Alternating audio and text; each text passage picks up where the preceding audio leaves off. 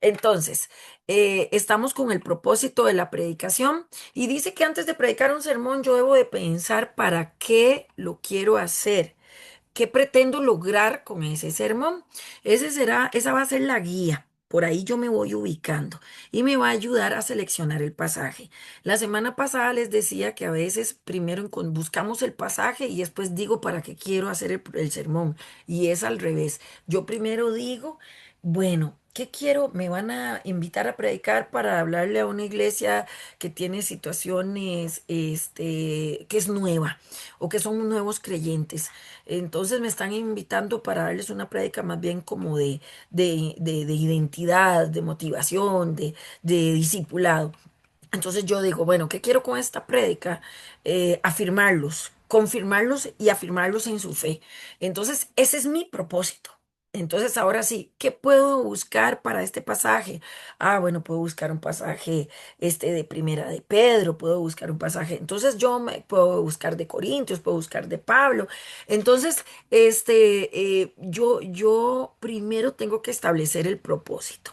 Eso es antes de buscar el pasaje bíblico. Entonces, en este punto es importante recordar que hay un propósito comunicativo y hay un propósito de Dios. Fíjese qué interesante esta parte. Entonces, aquí, déjenme, se me pegó esto. Ya. Entonces, para lograr el proceso comunicativo o el propósito comunicativo. ¿Cuál es el propósito comunicativo? Ese es el que yo tengo como predicador. El que yo tengo como predicador va a ser, bueno, ¿qué quiero lograr? Que la gente se afirme, que la gente tenga identidad, que la gente tenga compromiso. Ese es mi propósito y yo me voy a contestar estas dos preguntas para mi propósito como predicador. ¿A quién le voy a predicar? Esas son las personas a las que va dirigido el pasaje. O sea, ¿quién es el público? ¿Quiénes puede ser que posiblemente estén, que usted no tenga control? Después dice qué tipo de cambio quiero lograr en las personas y hay dos tipos de efectos, un efecto terminado y un efecto en proceso. Entonces, por ejemplo, yo les digo, les voy a dar información sobre qué es seguir a Jesús. Entonces, ese es mi efecto terminado, compartir la información con versículos bíblicos, una base bien fundamentada bíblicamente, qué significa seguimiento. ¿Qué es seguir a Jesús? Ese es mi propósito terminado. Al final de la prédica, yo logré compartir esta y esta y esta información, pero hay un proceso, hay un propósito que está en proceso. ¿Cuál va a ser? De que las personas tomen la decisión de seguir a Jesús. Ese yo no lo puedo controlar.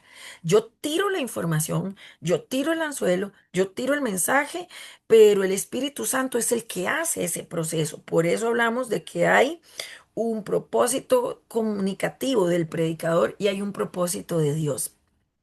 Yo solo tengo control del proceso como predicador y oro para que el Espíritu Santo haga la otra parte, que es, ¿cuál es? Poner el querer como el hacer, ¿verdad? Entonces, ahora después hablamos acá de los propósitos de Dios al crear el sermón. Entonces, ahora vamos con el propósito de Dios. Es el propósito de proclamación. Este propósito tiene que ver con una presentación clara y sencilla de las buenas noticias del reino del Evangelio. Es una presentación y es una puerta para entrar a la vida cristiana, de la decisión que nos ayuda a nacer de nuevo.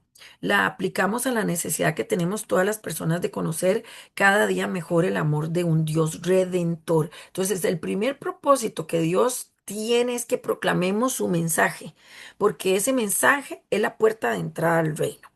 Después tenemos otro propósito que tiene Dios, es que enseñemos. Este propósito tiene que ver con enseñar. ¿Qué enseñamos? Consejo de Dios aplicado a las necesidades que tenemos como personas humanas. Este propósito incluye el desarrollo histórico, del proceso de Dios y lo que sobre todo es redención. Eso es lo que nosotros enseñamos. ¿Cuál es el consejo de Dios para la vida? ¿Cuál es el consejo de Dios para la familia? ¿Cuál es el consejo de Dios para la iglesia? Entonces, en este propósito de enseñanza vamos a abarcar temas de llamamiento, cómo responde el pueblo de Israel, porque vamos a usar el ejemplo del pueblo de Israel, pero trayéndolo también a nosotros, a la iglesia, al ministerio. Vamos a hablar del reino de Dios, entre otros temas. Entonces, es el estudio del desarrollo y crecimiento de toda la vida cristiana. Entonces, fíjese que la proclamación es la entrada al reino, es abrirle la puerta a las personas. La enseñanza es ya enseñarles cómo, digo, el propósito de enseñanza sí es enseñarles cómo se vive la vida cristiana. Y el propósito pastoral es inspirar, desafiar a vivir ese consuelo, las victorias y en medio y ver a Dios en medio de nuestras victorias y nuestras derrotas. Es la presentación de lo que Dios ofrece para perfeccionar los logros y para solucionar nuestras crisis personales. La solución de Dios incluye bueno, la solución de Dios incluye las crisis espirituales, psicológicas, sociales, intelectuales y físicas.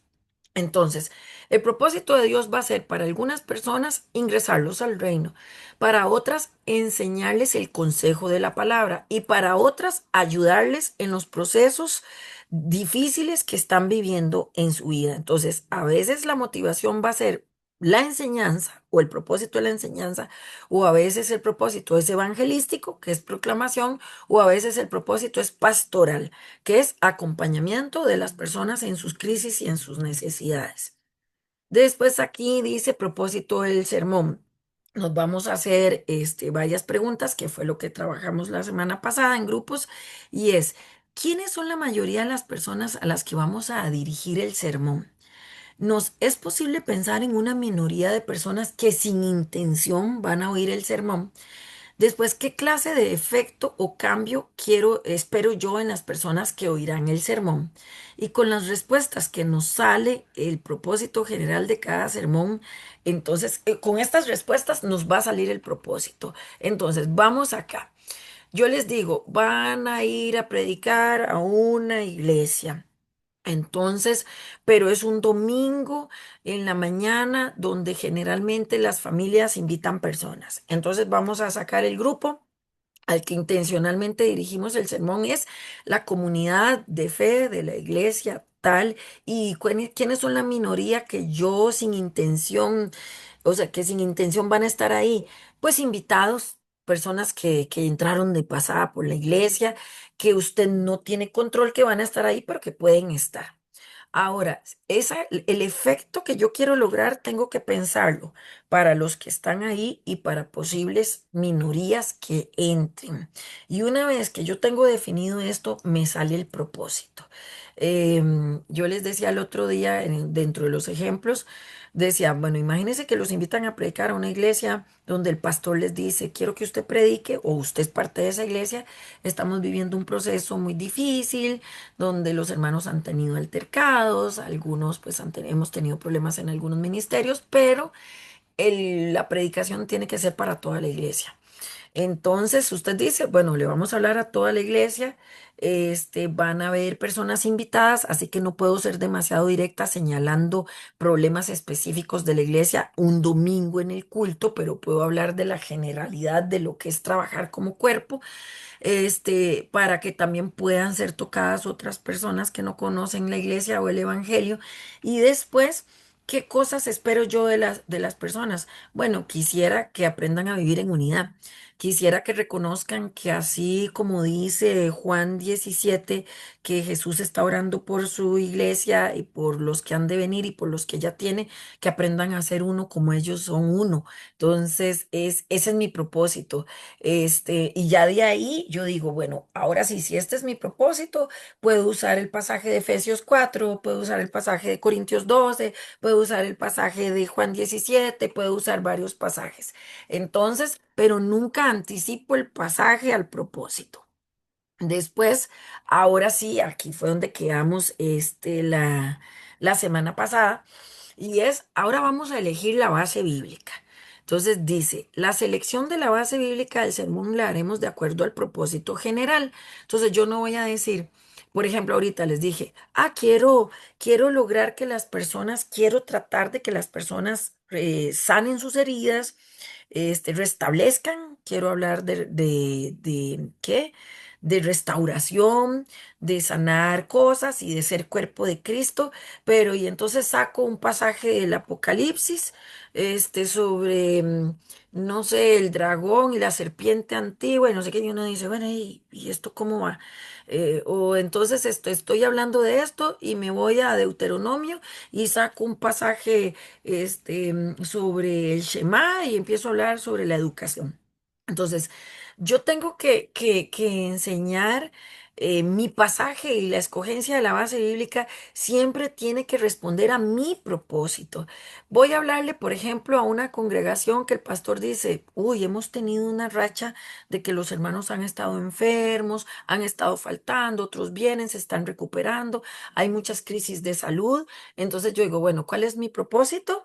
Mi propósito va a ser más pastoral, acompañar a las personas en sus crisis, físicas o de salud, pero enseñándoles a fortalecerse en fe en medio de las tormentas.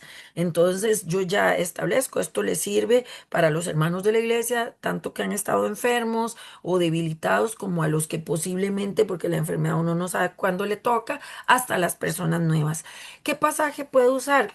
Entonces yo ya busco mi pasaje viendo este propósito, ¿verdad? Entonces ahora dice, la base bíblica del sermón es un párrafo o una porción bíblica sobre la cual estará basada la predicación. Un párrafo o porción bíblica están formados por varios versículos que hacen una unidad con sentido propio. Sugerimos que la base bíblica sea de por lo menos 4 versículos o más. Fíjese que la recomendación casi nunca es predicar de un solo versículo. Usted puede tener un solo versículo como un lema base, pero siempre aliméntelo o trate de buscar el contexto anterior y el contexto posterior de ese versículo para darle un poco más de cuerpo a la base bíblica. Porque a veces decimos, bueno, me voy a ir a, vamos a ver, voy a hacer quiz. El justo por la fe vivirá. El justo por la fe vivirá es un versículo que está en 4 libros de la Biblia. Está en el Antiguo Testamento y está en el Nuevo Testamento. Está en el Antiguo Testamento y la primera vez que se menciona ese pasaje está en el libro de, y el que lo conteste se gana una tarea. A ver, hermanos, ¿en qué libro está por primera vez el justo por la fe vivirá? A ver, sin buscar en San Google. Él dice que A ese ver, ¿qué es, estaba haciendo? Proverbios, tal vez, bateando, Habacuc. no lo sé. está en un profeta menor. En Habacuc. En Habacuc, muy bien, está en Habacuc. Esa es la primera vez que aparece ese versículo. Después de ahí aparece en Gálatas y aparece en 3 pasajes del Nuevo Testamento también. Entonces, si yo agarro el texto y yo les digo, hoy voy a hacer una prédica de que el justo por la fe vivirá, yo puedo usar ese como un lema de mi prédica, puedo usarlo como título, puedo usarlo, pero trate de no usar el versículo vacío. Así, nada más. Entonces, si yo me quiero ir a Habacuc, me voy a ir porque Habacuc lo dijo, porque Habacuc dijo que el justo por la fe vivirá. ¿Qué experiencia de fe tuvo Habacuc para llegar a decir eso? Entonces, ¿y por qué lo repite Pablo? ¿Y en qué contextos los repite Pablo? Entonces, ¿qué pasó? ¿Cuál es la base histórica de ese versículo? Martín Lutero llegó al convencimiento y a la ilustración de lo que de verdad era la fe a través de ese versículo, pero no leído en Habacuc, lo leyó en otro libro. Pero entonces, qué interesante si yo voy a hablar de conflicto, de mis situaciones y mis tormentas personales, hablar de que el justo por la fe vivirá, pero no llegar y decirles, hermanos, hoy vamos a leer, a ver, habla su Biblia. Versículo tal, Habacuc tal. El justo por la fe vivirá. Bueno, ahora sí, hermanos, ¿qué? Y comienzo a tirar todo un discurso motivacional. No es lo mismo que tomar toda una base bíblica de por lo menos, vea lo que dice ahí, varios versículos con una unidad y con sentido propio. Entonces yo voy a decir, bueno, porque Habacuc lo dijo, vamos a echar un vistazo que estaba viviendo Habacuc para que Habacuc llegara a esta convicción. En ese pasaje yo puedo pensar que puedo usar el ejemplo de Lutero y decir, ¿por qué Lutero qué hizo que este versículo hiciera que Lutero se convirtiera y dijera, de verdad que he estado equivocado pensando que las indulgencias y pensando que la fe ocupa sacrificios y pagos de indulgencias cuando aquí dice en este pasaje que el justo por la fe vivirá? O sea, no se vive por indulgencias ni por dinero, se vive por fe. Y eso le abrió todo el entendimiento. Pero entonces, ¿cómo puedo usar todos estos contextos para hablarle a los hermanos en medio de sus tormentas, en medio de sus desafíos de salud? Fortalecerlos, acompañarlos en su momento difícil, pero fortalecerlos. Entonces, vea que yo primero tengo que tener bien claro qué propósito tengo. Después establezco la porción. Bueno, la voy a leer de Habacuc o la voy a leer en Gálatas o la voy a leer en otro pasaje. Entro con la historia de Lutero o puedo pensar en ilustrarlo con la historia del profeta. Entonces, fíjese que usted ya ahí establece la porción bíblica. Tratemos de no usar, ya le digo, solo una frase de un versículo. Entonces dice, sugerimos que la base bíblica sea de por lo menos 4 versículos o más y tampoco debe ser muy largo. No va a llegar ustedes, bueno, hermanos, hoy vamos a tener una prédica. Ahí está, abran su Biblia en el Salmo 119, ¿verdad? Y entonces, bueno, terminó el culto y no terminaron de leer. Entonces, hay que tener ese cuidado, ¿verdad? Entonces dice que alrededor de 20 versículos está bien. Vea lo que dice. Lo que manda es la cantidad de versículos. Lo que manda en la cantidad de versículos es que tengan unidad propia. En el momento en que se pierde la unidad y entra otro tema en el texto, ya no tiene unidad propia, entonces puede ser que usted brinque a otro tema y la iglesia se le disperse. Entonces trate de establecer su base bíblica en no menos de 4 versículos y no más de 20 versículos. Vea que es como una base sugerida, no quiere decir que sean reglas escritas en piedra, ¿verdad? Ahora vamos a ver acá. Dice, cada sermón tiene que ser bíblico. Nosotros no basamos los sermones en, hermanos, estaba leyendo una revista científica sobre la psicología o la neurociencia y vengo aquí con un artículo de neurociencia y hoy vamos a predicar y acomodo el artículo de neurociencia a algo que parezca cristiano y predico sobre eso. No, usted, su sermón tiene que ser 100% bíblico. Puede ser que en su sermón usted haga un comentario de que, vea, estaba leyendo sobre en la neurociencia cómo llegan al entendimiento. En la neurociencia hoy en día parece que ellos creen que descubrieron el agua tibia, pero a veces mucho de lo que descubre la neurociencia hoy en día o la neurolingüística ya estaba escrito en la Biblia. Entonces es más fácil que usted alimente su prédica con un ejemplo de algo que leyó de neurociencia a que lleve su prédica basada en neurociencia y la alimente con algo bíblico. Entonces, siempre nosotros podemos usar algún comentario, podemos usar algún escritor, podemos utilizar algún libro que usted leyó, una mención, podemos pensar en algún artículo científico, puedo pensar en algún estudio, por ejemplo, de la NASA, decirles, bueno, ¿saben ustedes que la NASA descubrió, se puso a hacer cuentas sobre el tiempo y el cronómetro, los días que lleva el mundo y descubrieron que hay minutos que no cierran y entonces algunos dicen que eso viene con la base bíblica de los momentos en que se paró el sol o que esto, que el otro. Y entonces yo hago ese comentario, pero no voy a predicar sobre eso.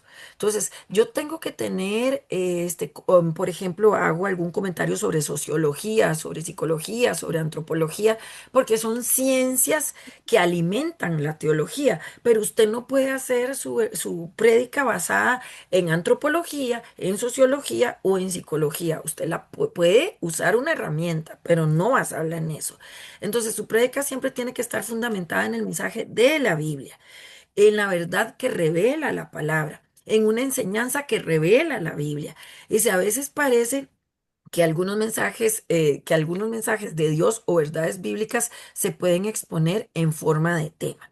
A veces parece que esos temas los podemos fundamentar en varios versículos. Puede ser, que usted lleve un tema y lo use, por ejemplo, vamos a hablar de la unidad, que fue uno de los ejercicios que usaron en la semana pasada, que por cierto el hermano Reynolds mencionaba en Primera de Corintios 12 que estuvieron hablando de la unidad cuando la iglesia tenía problemas y pusieron ese ejemplo.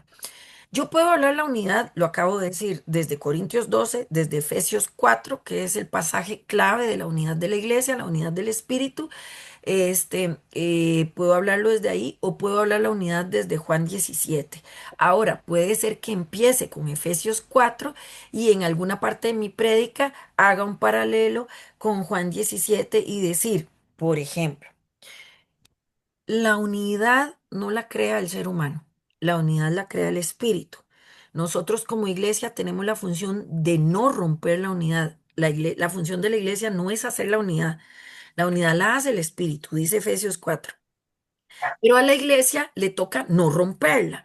Entonces yo voy a decir, hermanos, el no romper la unidad conlleva un cambio de conducta, conlleva morir a mí mismo, conlleva tener fruto, cambiar, transformarme, ser discípulo, ser seguidor.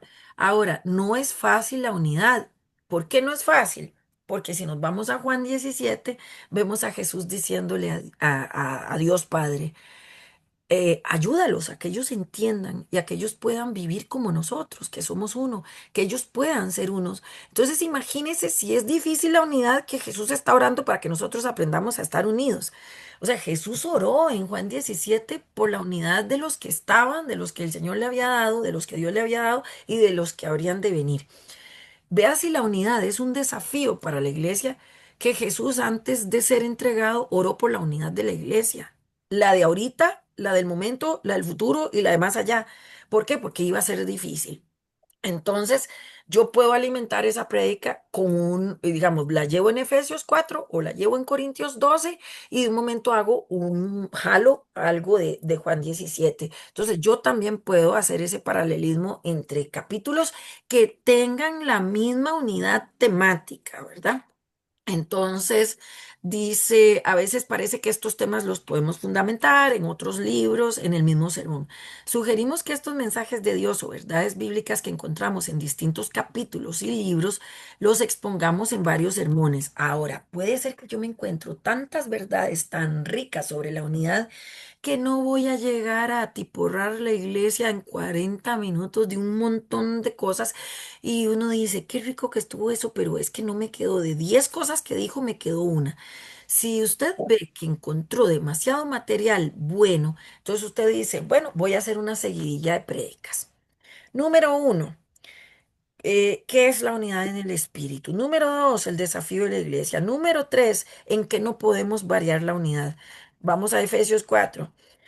Un mismo Señor, un mismo Espíritu, una misma fe, un mismo bautismo, una misma esperanza. Si en eso la iglesia no tiene negociación. Esos son los puntos innegociables de la unidad. Entonces, hoy voy a hacer una prédica, los puntos innegociables de la unidad. Después llego. Ah, dice que el mismo que Jesús, descendió y subió y le dio dones a los hombres y constituyó a unos profetas, evangelistas, maestros, esto, el otro. ¿Para qué? A fin de perfeccionar a los santos. ¿Para qué los perfecciona? Para la buena obra. Y después habla de la edificación de la iglesia, siguiendo todos en unidad, caminando en verdad, pareciéndonos a Cristo Jesús, llegando a la unidad en el entendimiento del Hijo de Dios. Solo el pasaje de Efesios 4 te puede dar para 4 prédicas, para no atiborrar a la gente. Ahora, usted puede ser, si usted dijo, o tal vez usted dice, un domingo le hago Efesios 4 y después me salto a Corintios 12 y digo, bueno, ya que somos un solo cuerpo, como dice Efesios 4, ahora nos vamos a los dones que tiene un solo cuerpo, que todos son del mismo espíritu, para el mismo cuerpo, para el mismo fin, edificación de la iglesia. Entonces, otro día hago esa prédica y después otro día vengo y digo, bueno, vamos a hablar sobre Juan 17. ¿Qué son los principios de la unidad que Jesús habló en Juan 17? Entonces, fíjese que de ahí sacó una seguidilla de prédicas.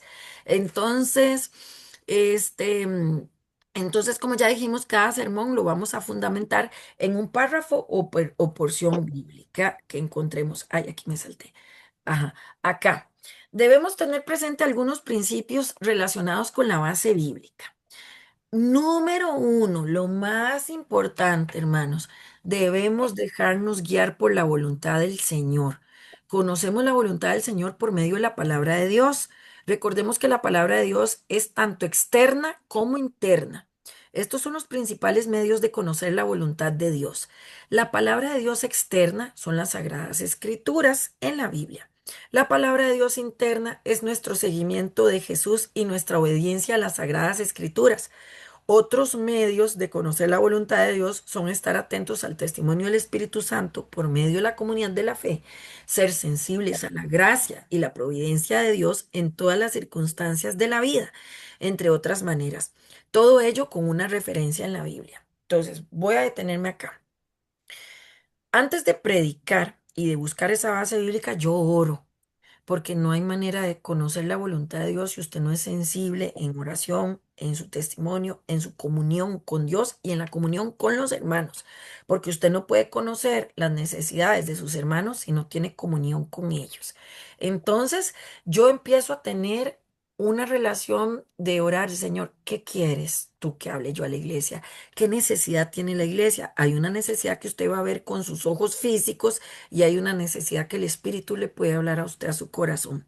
Entonces, los anabautistas hablamos de que la Biblia, nosotros tenemos la palabra externa y la palabra interna. La palabra interna le da veracidad, la palabra interna es la vivencia de la palabra externa. Entonces, hay mucha gente que tiene mucho conocimiento de la escritura, pero no tiene la palabra interna. ¿Se acuerdan lo que les decía la semana pasada de tres palabras básicas que les dije que las apuntaran, que vienen con orto, Ortodoxia, ortopraxia y ortocardia. perfecto. Entonces, ortodoxia. Muchos tenemos ortodoxia. Generalmente los literalistas o lo que uno llama iglesias más legalistas, nosotros el término despectivo es iglesia legalista. El término real es iglesia literalista, conservadora o fundamentalista. Y la conservadora se puede distinguir en una conservadora fundamentalista o en una conservadora biblista. Entonces hay que tener ese cuidado. Entonces, vamos con las iglesias fundamentalistas.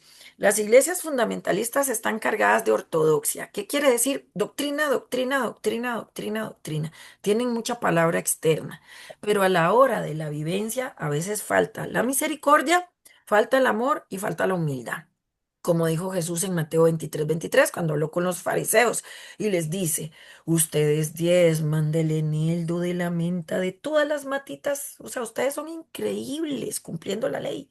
Eso fue como un aplauso, wow, qué bárbaros ustedes. Imagínense si eran respetuosos de la ley, que no solo diezmaban de lo grande, o sea, diezmaban, imagínense, hermano, que usted tenga una huerta en su casa y en esta semana le salieron 10 tomaticos, entonces usted llevaba un tomatico al templo. Imagínense, así eran ellos. Entonces él dice, o sea, como ustedes no hay ninguno, no hay ninguno respetando la ley. Pero se les olvidó otra cosa, ser humildes, hacer misericordia, y tener compasión de los demás. Eso se les olvidó, les dice Jesús. Esto es importante sin dejar de hacer esto, les dice Jesús. Entonces, ¿qué les está hablando Jesús? Ay, digámoslo en términos para sentirnos así muy intelectuales. Ustedes tienen mucha ortodoxia, pero no tienen ni ortocardia ni ortopraxis. ¿Qué quiere decir? Tienen mucho conocimiento, pero ni lo viven ni lo sienten. Exactamente. Entonces, usted tiene que tener el conocimiento de la palabra externa, pero tiene que tener la palabra interna. La palabra interna es cómo usted aprende a ver esa palabra en su vida, cómo usted la vive y cómo el Espíritu Santo le da fe o confirmación de eso que usted está aprendiendo.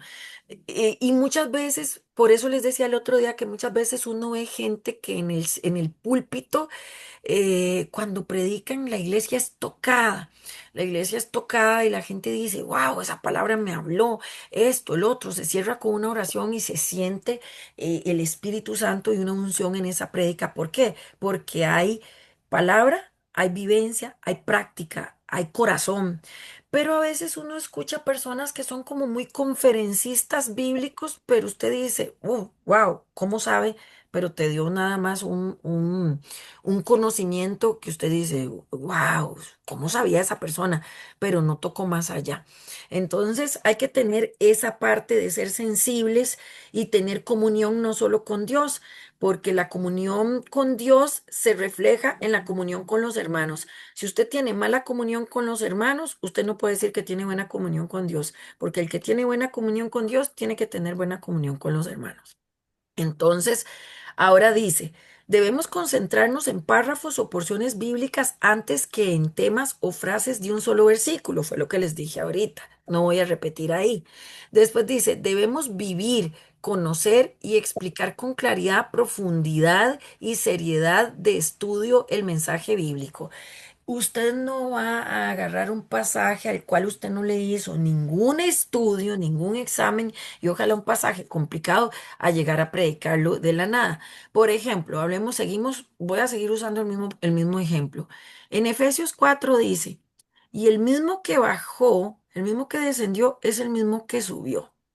Y eso a veces hace que la gente diga, bueno, ¿cómo que descendió y bajó? ¿A qué se refiere? ¿Qué quiso decir? ¿Por qué metió esa frase ahí, el apóstol Pablo? Esa frase tiene un paralelo con el Salmo 68. Si mal no me acuerdo, creo que es con el Salmo 68 que habla con los botines de guerra, pero también habla de que el mismo que descendió es el mismo que subió, porque dice que cuando Jesús, en el momento de su muerte, en esos 3 días antes de resucitar, él baja a las profundidades, le quita al enemigo las llaves y toma dones, dice, le quita al enemigo el poder de la muerte, tomando dones, tomando el botín, se lo arrebata al diablo y sube y le reparte dones a los suyos, reparte el botín en los suyos. Eso es lo que habla el Salmo 68 cuando dice que los reyes entraban y conquistaban un pueblo, subyugaban al pueblo, vencían al rey enemigo, tomaban botín y los reyes lo repartían con sus soldados o con sus seguidores. Entonces, es el paralelo que hace el Salmo 68 con Efesios 4 en ese versículo.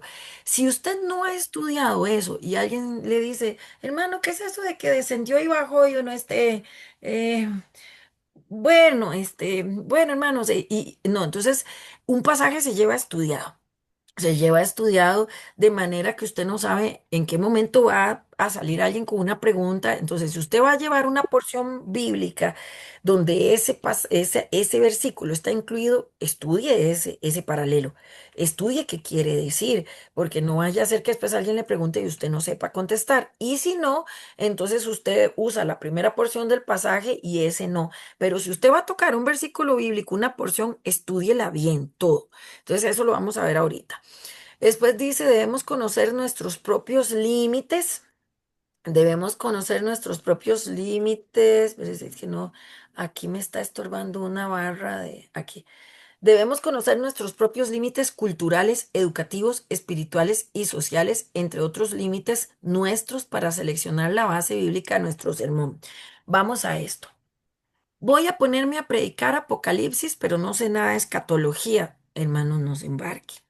Estudie bien qué es la escatología, cuál es el propósito del Apocalipsis, por qué el Apocalipsis se escribió en código, que el Apocalipsis no es un libro de miedo. El Apocalipsis, ¿saben cuál es el tema básico del Apocalipsis? Si yo les dijera en una sola palabra, el tema principal del Apocalipsis es la esperanza. Y cualquiera diría, ¿cómo? Si pues uno a uno desde chiquitillo le leían el Apocalipsis y le daba a uno miedo. Y más si escuchaba uno la canción de Marino, y donde comenzaba aquel llanto. Cristo, y se oye ¿cómo era que decía? Se oye a lo lejos un grito, mamá, y uno, ay, Dios mío, y uno todo asustado chiquitillo cuando las mamás le ponían a uno todos esos pasajes.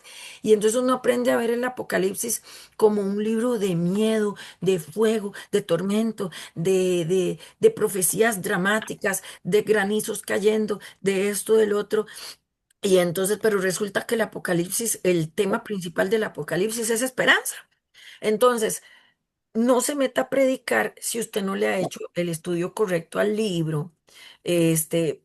Primero, si vamos a hablar de escatología, entender que no hay ley en la escatología, lo que hay son hipótesis. Entonces, en la escatología, yo tengo que tener mucho cuidado cuando enseño escatología, porque yo no puedo enseñar como que yo tengo la última palabra sobre escatología, porque la escatología tiene por lo menos cuatro teorías. Premilenialista, postmilenialista, la de el arrebatamiento y otra. Hay cuatro. Entonces, usted no puede llegar a decir, es esta. No, porque no se ha cumplido. Al no haberse cumplido, no es ley. Lo que ya se vivió es ley. Lo que no se ha cumplido son hipótesis. Entonces, ¿qué le tenemos que enseñar a la iglesia? Bueno, hay algunos que dicen que Jesús va a venir, que a su iglesia la va a rescatar antes del milenio. Otros dicen que después del milenio. Otros dicen que no va a haber arrebatamiento. Otros dicen que sí hay arrebatamiento. Otros dicen que el arrebatamiento y lo que es el zarpazo, lo que en término griego es lo mismo que segunda venida de Jesús. Otros dicen que son dos eventos separados. Si yo me voy a meter a enseñar eso, tengo que capacitarme bien porque yo no puedo llegar a decirle a la iglesia, el arrebatamiento es porque es. No, hermanos, porque es una hipótesis. Es una hipótesis. Y hay algunos que dicen que el arrebatamiento, que la única base bíblica, y eso sí se los puedo decir, la Biblia nos habla de la segunda venida de Jesús. Entonces tengo que tener mucho cuidado porque según la interpretación más generalizada y desde una perspectiva anabautista, para que ustedes sepan, hablamos de la segunda venida de Jesús, esa segunda venida.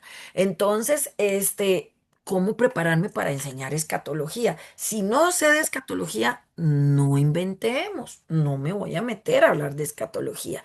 Si quiero llegar con una enseñanza hablando de los códigos secretos de la Biblia y la numerología, pero no sé nada, no invente. Entonces yo tengo que tener en cuenta que yo tengo límites. Hermanos, bueno, yo en Evangelio voy a dedicarme mejor a enseñar lo que dijo Jesús y todo.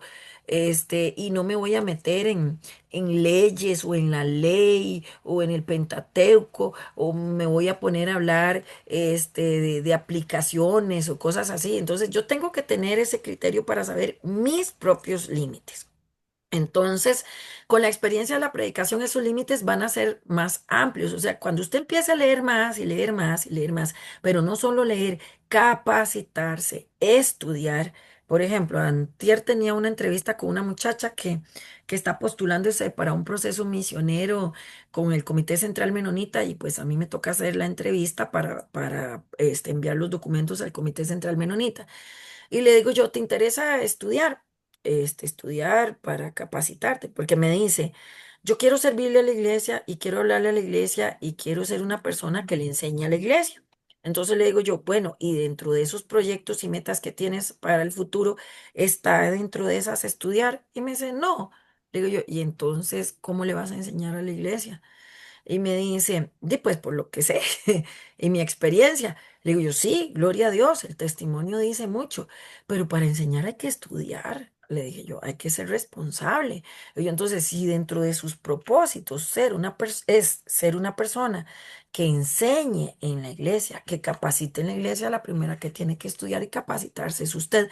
No le estoy diciendo que usted no sepa, pero le estoy diciendo que es parte de la vida capacitarse, porque y le digo yo, la palabra dice, Dios al que llama capacita, pero lo capacita espiritualmente, lo capacita de una manera para el ministerio, para ejercer el ministerio emocional, sí, psicológicamente, mentalmente, pero Dios no te capacita intelectualmente. El intelecto es usted el que usted es el que tiene que estudiar. Entonces, no es así. Entonces, yo tengo que saber que si mi intención es ser pastor o ser maestro o discipular o compartir mensajes, tengo que estar estudiando. Porque ¿para qué? Para ampliar mis límites. Hay una frase que dice, entre más estudio, más reconozco que sé menos. ¿Por qué? Porque cuando usted empieza a estudiar, uno dice, ay, Dios mío, yo creí que yo sabía, pero cuando usted ve amplio y vasto mundo, uno dice, no, la verdad que uno no sé nada, tengo que empezar a estudiar. Entonces, debemos contribuir a la satisfacción de todas las necesidades de la congregación. Las personas que predicamos debemos de proveer una dieta balanceada. No hable solo de cosas espirituales. Hermano, estemos orando y ayunando, y solo a la gente la meto en una disciplina espiritual. No, hermanos, las personas también tienen necesidades emocionales, físicas y mentales. Y la iglesia le toca darle la dieta balanceada a la iglesia. Hoy vamos a hablar cómo sanar un corazón quebrantado. Eso es algo emocional. Cómo ayudar a las personas que están pasando crisis, en su salud, eso es físico. Cómo ayudarle a los hermanos que están pasando necesidades económicas. Bueno, eso es otra situación a nivel familiar y social. Usted tiene que tener una dieta balanceada. Ahora dice, debemos dejar que la base bíblica de cada sermón se apodere de nuestro corazón. Debemos usar distintas bases bíblicas para nuestros sermones. O sea, puede hacer que usted haga sermones biográficos. ¿Qué es un sermón biográfico? Que usted viene hoy a hablar de la vida de Gedeón, que viene a hablar de la vida de Débora, que viene a hablar de David. Entonces, eso es un sermón biográfico. Usted puede, entonces, un sermón de enseñanza. Hoy vengo a hablarles qué es seguir a Jesús. Es un sermón de enseñanza. Principios de seguimiento. Un sermón más devocional, entonces vengo a hablar de cómo conectarme con Dios, algo más espiritual. Histórico, vengo a hablar de cómo los valientes de David, cómo los rechazados, los endeudados y los perseguidos en tiempo del rey David huyeron con él y se metieron en la cueva de Adulán y cómo fueron procesados, y se convirtieron en los valientes de David y después en un ejército numeroso y súper, qué productivo cuando eran, digámoslo así, un montón de perdedores se convirtieron en algo. Entonces vengo y les traigo algo histórico. Entonces, yo tengo que definir cómo quiero mi sermón. Entonces, esto va a facilitar que las personas que predicamos, como la congregación, tengamos una perspectiva amplia del mensaje. Siempre en su introducción, usted empapa a la iglesia de qué va a hacer usted, porque a veces usted termina de predicar y la gente dijo, ¿y este por dónde iba y qué quería y yo no sé qué aprendí? Entonces, usted dice, bueno, hermanos, hoy vamos a hablar cómo pasar de un proceso de a veces de sentirnos mal, perseguidos y a veces hasta de victimización, a volvernos personas fuertes en el Señor, a volvernos en personas con visión, con misión, esforzadas. Eso vamos a hablar hoy. ¿Cómo lo logramos, hermanos? ¿Cómo? Bueno, veamos el ejemplo hoy en el pasaje. O usted comienza con una historia. Les estoy adelantando, un poquito de técnicas. Empieza con una historia. Hermanos, muchas veces somos como el elefantito bebé. El elefantito bebé en el circo. Primero le ponen unas cadenotas gigantescas, gigantescas, más pesadas casi que él, para que el elefantito y lo amarran a un poste de metal. Entonces, cada vez que el elefantito intenta huir, la cadena le pesa y el poste lo amarra.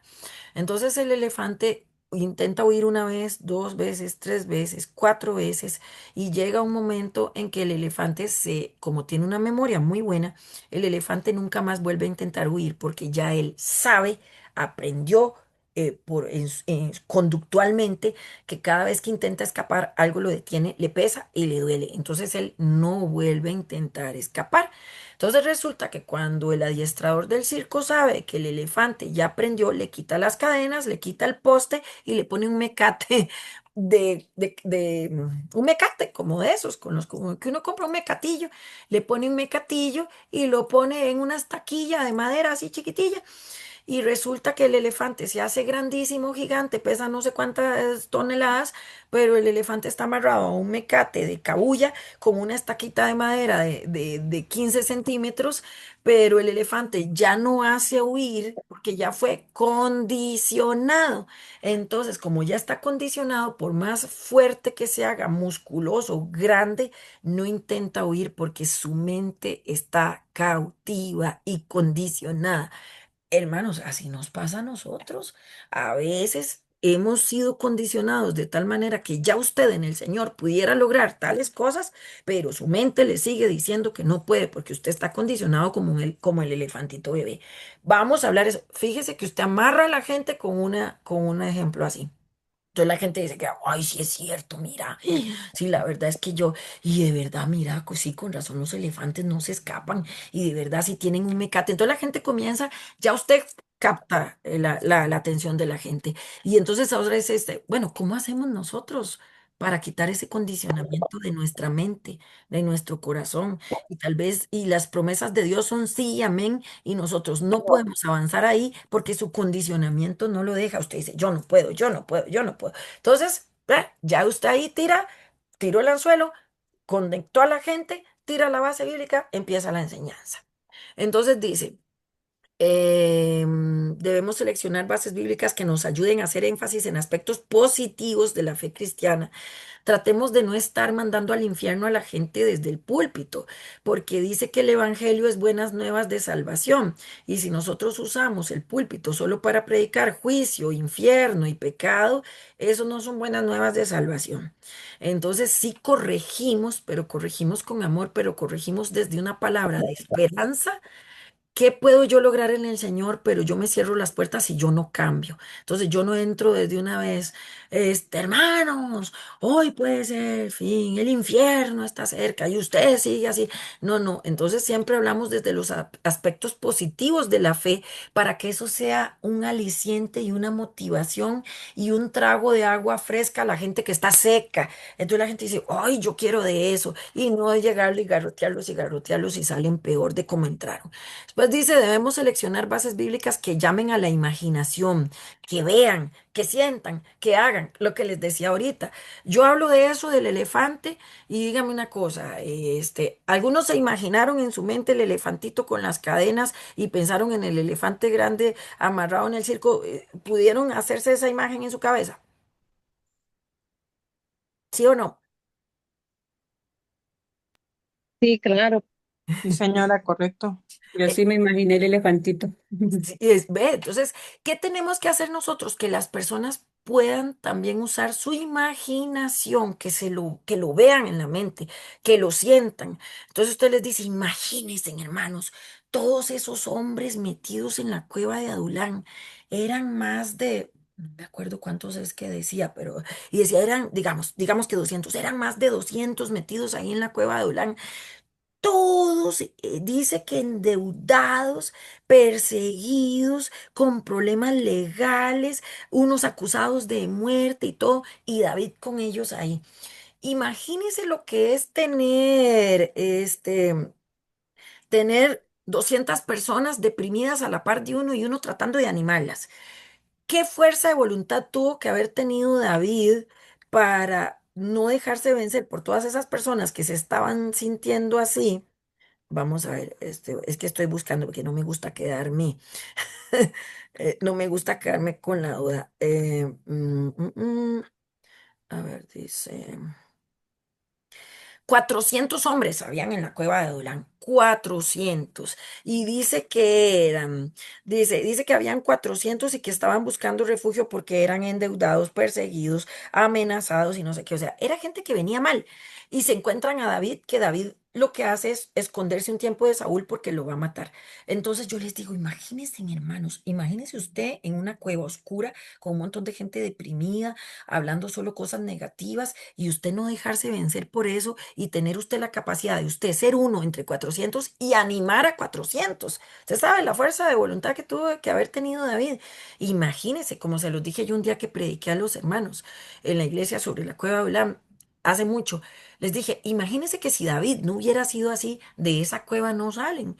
A lo mejor se hubieran quedado ahí, le dije yo, y sería como ese museo en Guanajuato que son cuevas de momias. Le digo, ahí se hubieran quedado como momias. Entonces la gente de una vez, usted los pone a imaginarse, que vean, que sientan, que hagan. Entonces, siempre hay que tratar de utilizar todos los sentidos de las personas. Oiga, repita, lea, dígale a su hermano, haga aquí, imagínese, cierre los ojos. Esa es una manera de que la enseñanza cale más en las personas. Ahora sí. Hasta aquí me detengo un momentito. Vamos a empezar con el método inductivo ya. Voy a dejar de compartir y abro el micrófono un momentito. ¿Qué les ha parecido hasta aquí? ¿Qué piensan? No todos. Todavía estoy pensando en el elefantito. ¿Qué piensan con todo esto? Ah, Eh, Algo que les llame. Pastora, buenas noches. Sí. Viera que en la iglesia local estamos, en la célula, estamos viendo las parábolas de Jesús Ujú. y nos estamos basando en parte en un libro de John MacArthur que se llama así, Parábolas.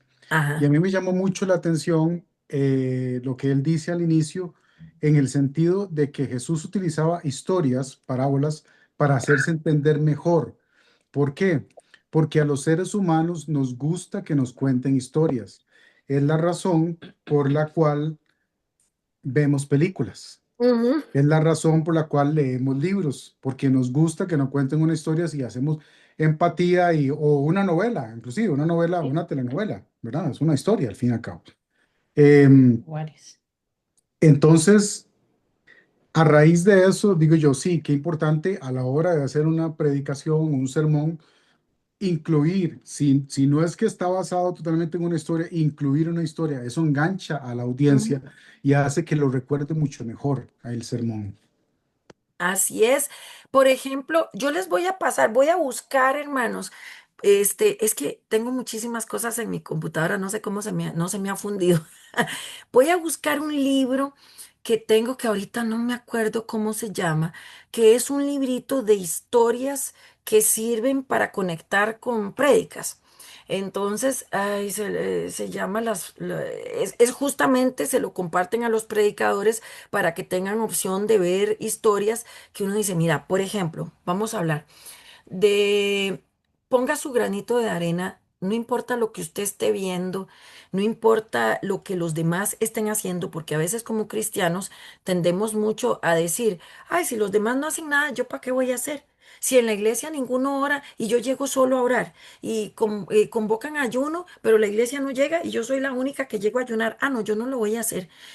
Total, pero convocan a limpiar y no llega nadie. Y entonces a veces estamos siempre comparando como, ¿qué hacen los demás para ver si yo lo hago? O mira, si al final nadie colabora con esas ventas y nadie puso la cuota, entonces yo tampoco la pongo. Entonces, porque al final mi cuota no va a hacer gran diferencia. Entonces, si yo quiero llevar una prédica, por ejemplo, de motivar a la iglesia de que no importa lo que estén haciendo los demás, cumpla su parte. Entonces, por ejemplo, en ese libro viene una historia de un colibrí y de un incendio en la selva. Y entonces el colibrí dice que todos los animales van huyendo y van huyendo y van huyendo. Vea cómo uno conecta. Cómo estas historias, como dijo el hermano Douglas, son tan importantes que usted hace que la gente entre de una vez con todos sus sentidos. Entonces dice, había una vez un incendio gigantesco en la selva y todos los animales iban huyendo y corrían los elefantes y corrían los leones y corría todo el mundo. Y entonces el incendio viene así voraz, arrasando por todo, pero todos se quedan sorprendidos que mientras van huyendo, se encuentran un colibrí que va volando en sentido contrario, y ven al colibrí y todos se quedan, pero ¿para dónde va? En lugar de ir para allá, se está yendo para allá. Y entonces le ponen atención al colibrí y ven que el colibrí llega donde están las llamas, abre el piquillo y tiran dos gotillas de agua. Entonces se quedan viendo el colibrí y ven que el colibrí se devuelve, va al río otra vez, mete su piquillo en el río y vuelve otra vez con con sus alitas chiquiticas y así como corriendo y tira dos goticas de agua más y se va otra vez al río y con el piquito junta dos goticas más de agua y va al fuego y tira las dos goticas y todos los animales comienzan a reírse. ¿Y este loco qué está haciendo? Y entonces le dicen, Colibrí, ¿qué estás haciendo? Y dice, pues tratando de apagar el incendio. Y le dicen, pero usted no está viendo que usted no está logrando nada. Dice o sea, usted está solo y no está logrando nada, muy poco lo que usted está haciendo. Y dice, sí, pero por lo menos yo estoy haciendo mi parte, dice él. Entonces, fíjese que ya de ahí, usted ahí conecta con la iglesia. Bueno, hermanos, ¿cuál es la parte que a usted le toca hacer? Por más pequeña que usted tenga algo que hacer en la iglesia, usted está haciendo su parte. Usted usted está cumpliendo el propósito de Dios, usted está cumpliendo el plan de Dios. Fíjese cómo lo conté rapidísimo, ¿verdad? Uno le mete todo el suspenso y toda la cuestión, pero son esas claves donde usted conecta a la iglesia. Y entonces al final un momento, yo por cierto, hace mucho usé yo esa historia, ya le digo, la del elefante y la del colibrí las he usado. Y me encuentro gente después de muchos años que me dice, vieras que no se me olvida lo del colibrí, vieras que no se me olvida el elefante. Entonces, y a veces con una historia así la gente se queda con una verdad que le toca el corazón. Le toca el corazón y lo amarra a ese pasaje y lo amarra a una vivencia y dice, yo tengo que hacer mi parte, aunque parezca pequeña, tengo que hacer mi parte. Entonces, eso es importante. Hermano Reynolds.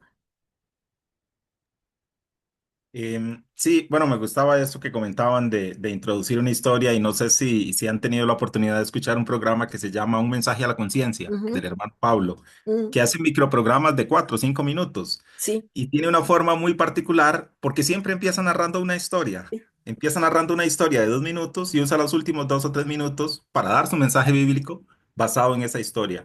Es un microprograma, pero nos expone mucho esto. Y ujú, cuando empieza a contar la historia, lo hace de una forma tan interesante que lo captura uno en sí, esos primeros 2 minutos y después viene su mensaje acordando que concuerda con la historia. Es una manera muy interesante. Me gusta mucho también en pensar, nunca lo había pensado desde esa perspectiva, como en este gancho, cómo enganchar a las personas en la predicación desde el principio, de una manera que ujú, los atrape.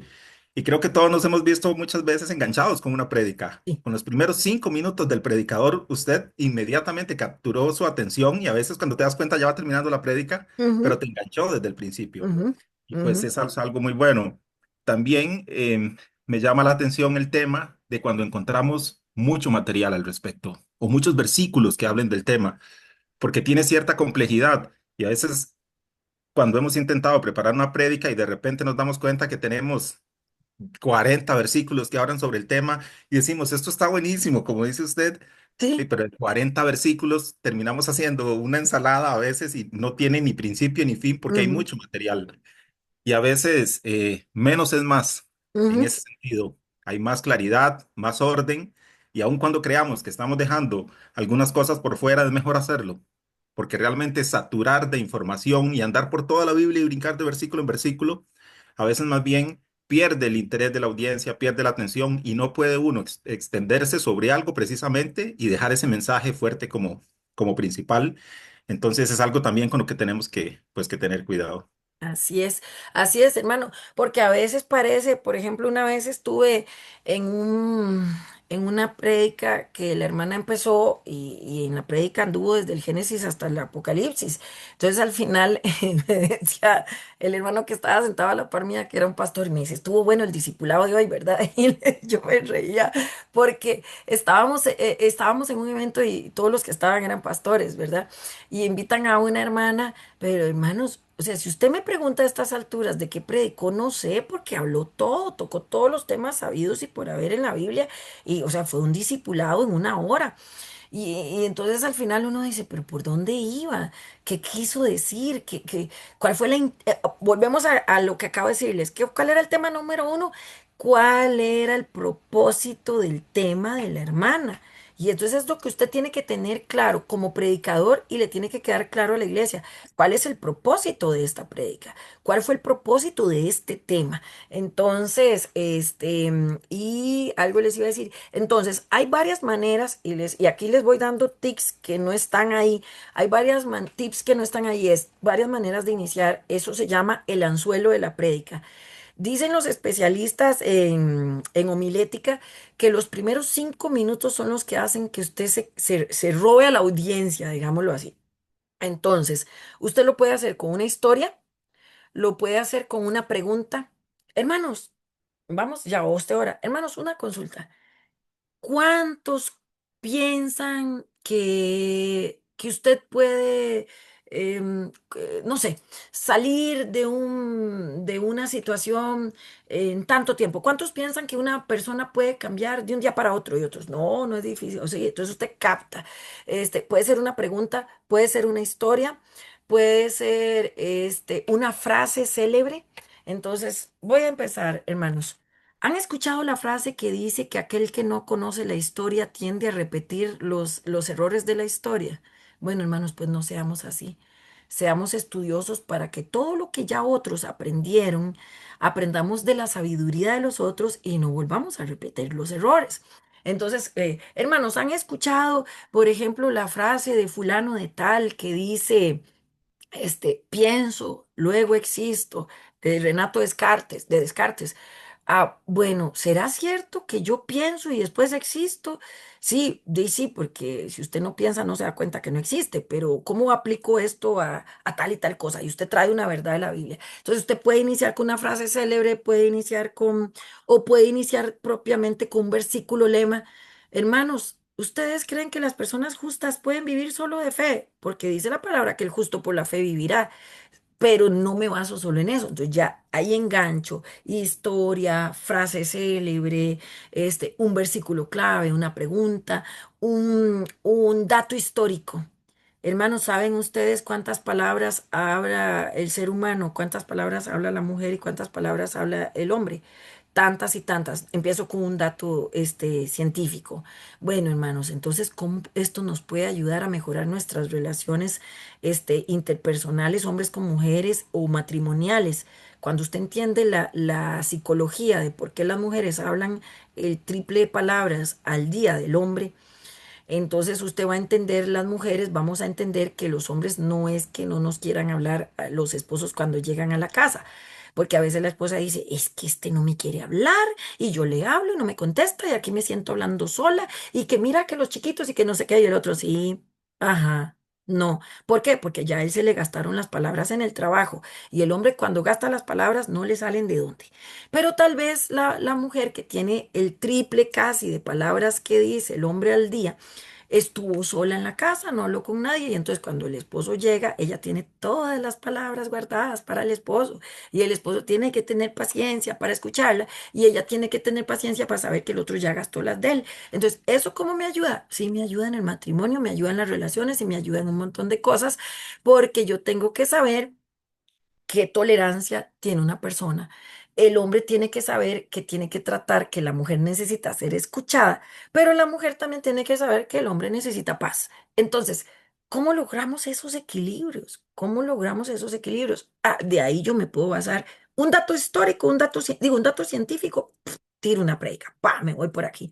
Comunicación, comunicación asertiva, cómo mejorar nuestras relaciones, cómo ser buenos hermanos, cómo mejorar nuestras relaciones con los hermanos, cómo mejorar nuestros matrimonios, cosas así, cómo mejorar nuestras relaciones familiares, cómo hablar de padres a hijos. Ay, siempre dice, hijos, y uno como papá, honre a su padre y a su madre para que le vaya bien en la vida y seas de largura de años y no sé qué. Y se vuelve el hijo y le dice, ah, sí, pero se le olvida el versículo que dice, padres, no exasperéis a vuestros hijos. Entonces, ¿cómo encontrar el equilibrio? Entro por aquí. Entonces, siempre hay una manera, ¡pum!, de enganchar a la gente y después con una buena base bíblica, ¿verdad? No llegamos a batear. Seguimos acá. ¿Para qué hora es? Ok, vamos bien. Entonces, seguimos con el método inductivo y aquí empezamos entonces con método inductivo. Dice, ay, ok, aquí. Entonces, ¿qué es el método inductivo? Déjeme esconder esta barra de herramientas que me estorba. Ya, ahora sí dice. ¿Cómo es el método inductivo en algunos detalles? El método inductivo para estudiar la Biblia tiene tres pasos. ¿Se acuerdan el pasaje que les dije hoy hace 8 con el que terminamos? Lo que es inquirir, enseñar y aplicar, que lo habla el pasaje, de Esdras, era, ¿verdad? 7:10, me parece. Y después entonces vamos con el método inductivo. El primer paso es observar. En un pasaje bíblico observamos las personas, los hechos, los lugares y otros detalles que se mencionan en el texto. Respondemos la pregunta, ¿qué es lo que la persona autora de este texto verdaderamente quiso decir para su tiempo? Pero tratemos de no contestar preguntas y solo ver. Bueno, dice, estando Jesús en el monte le empezó a predicar a la multitud. Entonces voy, ¿quién estaba? Jesús, ¿acompañado de quién? De una multitud. ¿Quién estaba con Jesús? Sus discípulos. ¿Dónde estaban? En un monte. ¿Qué cuenta también el pasaje? Pues que estuvieron todo el día, que ya al anochecer los tenía que despedir, pero que no había comida. Eso es lo que yo estoy observando. Fíjese que solo estoy observando lo que dice el texto. Entonces, vamos al paso número uno, observar. ¿Cuál es la pregunta que usted va a hacerse para observar qué dice el texto? Entonces, entrando Jesús en la casa de Jairo, le dice a todos los que están ahí que salgan y solo deja a poquitas personas en el cuarto con la niña que está muerta. ¿Quiénes entran al cuarto? ¿Por qué solo esos? ¿Qué? No, ¿por qué no? Vamos ahí sin interpretar. ¿Quién está? La niña en el lecho, Jesús, dos discípulos, el papá, la mamá, dos discípulos, sí, y el papá y la mamá. Entonces yo digo, bueno, ¿quiénes están ahí? ¿Por qué están solo esos? Digo, ¿quiénes están ahí? En el segundo, que es interpretar, ahora sí digo, ¿por qué estaban solo esos? Pero en el observar yo no me pregunto nada, solo veo. Entonces recuerden que en observar yo nada más voy a decir qué dice el texto, no qué digo yo, ni qué dice fulano, ni qué dice el pastor, es nada más qué dice el texto. Lo leo 3 veces, trate de leer en una versión, Reina, siempre lean Reina Valera, nunca lea la base para la prédica, siempre sea Reina Valera y utilice o lenguaje actual o traducción viviente o internacional o algo como una Biblia, como un pasaje secundario, o sea, una Biblia secundaria y si quiere use una tercera versión. Pero siempre básese en una traducción y después use una paráfrasis. Entonces, siempre, ¿por qué? Porque a veces lo que en un texto no lo dice claramente, sí lo dice en otra versión. Entonces siempre tenga mínimo dos y ojalá tres versiones bíblicas para antes de predicar. Entonces, esa es la parte. ¿Qué dice? Vámonos al segundo paso, interpretar. Entonces vuelvo a leer el mismo pasaje, pero ahora me pongo a pensar qué estaba haciendo esa persona, por qué lo estaba haciendo, qué significó el texto a las personas que estaban en ese momento. ¿Por qué lo habrá hecho? ¿Qué significa el texto dentro del contexto bíblico? ¿Qué estaba pasando en aquel momento?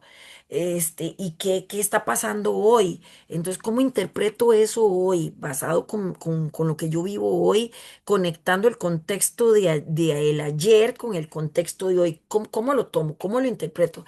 Entonces, ahora es ¿qué significa para mí? ¿Qué significa el pasaje y qué significa para mí? Eso es interpretar. Ahora me voy al tercero, que es aplicar. En el aplicar, entonces, desde el mismo pasaje bíblico aplicamos su significado a nuestra vida y a nuestras relaciones. Respondemos a la pregunta, ¿cómo puedo poner en práctica eso hoy? ¿Qué significa para la iglesia hoy? ¿Cómo mejora mi vida en el ministerio? ¿Cómo mejora mi vida en la iglesia? ¿Cómo me mejora a mí esto como ciudadano? ¿Cómo me mejora esto a nivel personal? Entonces ya es la aplicación. Entonces, repito, primera pregunta, ¿qué dice el texto? Segunda pregunta, ¿qué me dice a mí? ¿Cómo lo veo yo? Y tercera pregunta, ¿qué me manda a hacer? Así resumimos el método inductivo. Entonces, ahora vamos a ir explicando paso por paso. Vamos a ver. Ay, se me pegó otra vez esta bandida. A veces se me... Ya. Ok, aquí no. Ok. Ahora, vamos con la observación. La observación la iniciamos con leer varias veces el pasaje escogido y mejor si lo leemos en varias versiones. Ya lo dije, la observación es el acto de reconocer y notar detalles que el autor quiso que estuvieran. Créame que nada está de casualidad en un pasaje, hermanos. Cualquier cosa mínima tiene un significado. Entonces, vamos a los detalles, preguntas, eso lo tienen que saber. Voy a poner en la observación quiénes estaban ahí.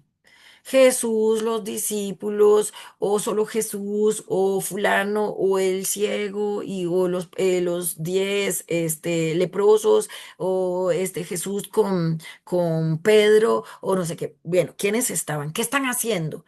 Ah, bueno, de ahí Jesús estaba enseñándole a sus discípulos y estaban comiendo y no sé qué. Ah, bueno, entonces voy con los acontecimientos. ¿Por qué estaban comiendo? Ah, estaban celebrando la Pascua. ¿Qué es la Pascua? Entonces, si yo digo, si yo estoy en el pasaje y digo, Jesús está celebrando la Pascua con sus discípulos, ese es el contexto de de la última cena, están celebrando la Pascua, pero entonces yo, si no sé qué es la Pascua, de una vez en este punto de observación me voy y busco, ¿qué es la Pascua? ¿Qué significaba para ellos? ¿Por qué lo están celebrando? ¿Cuándo se celebraba? ¿Ve?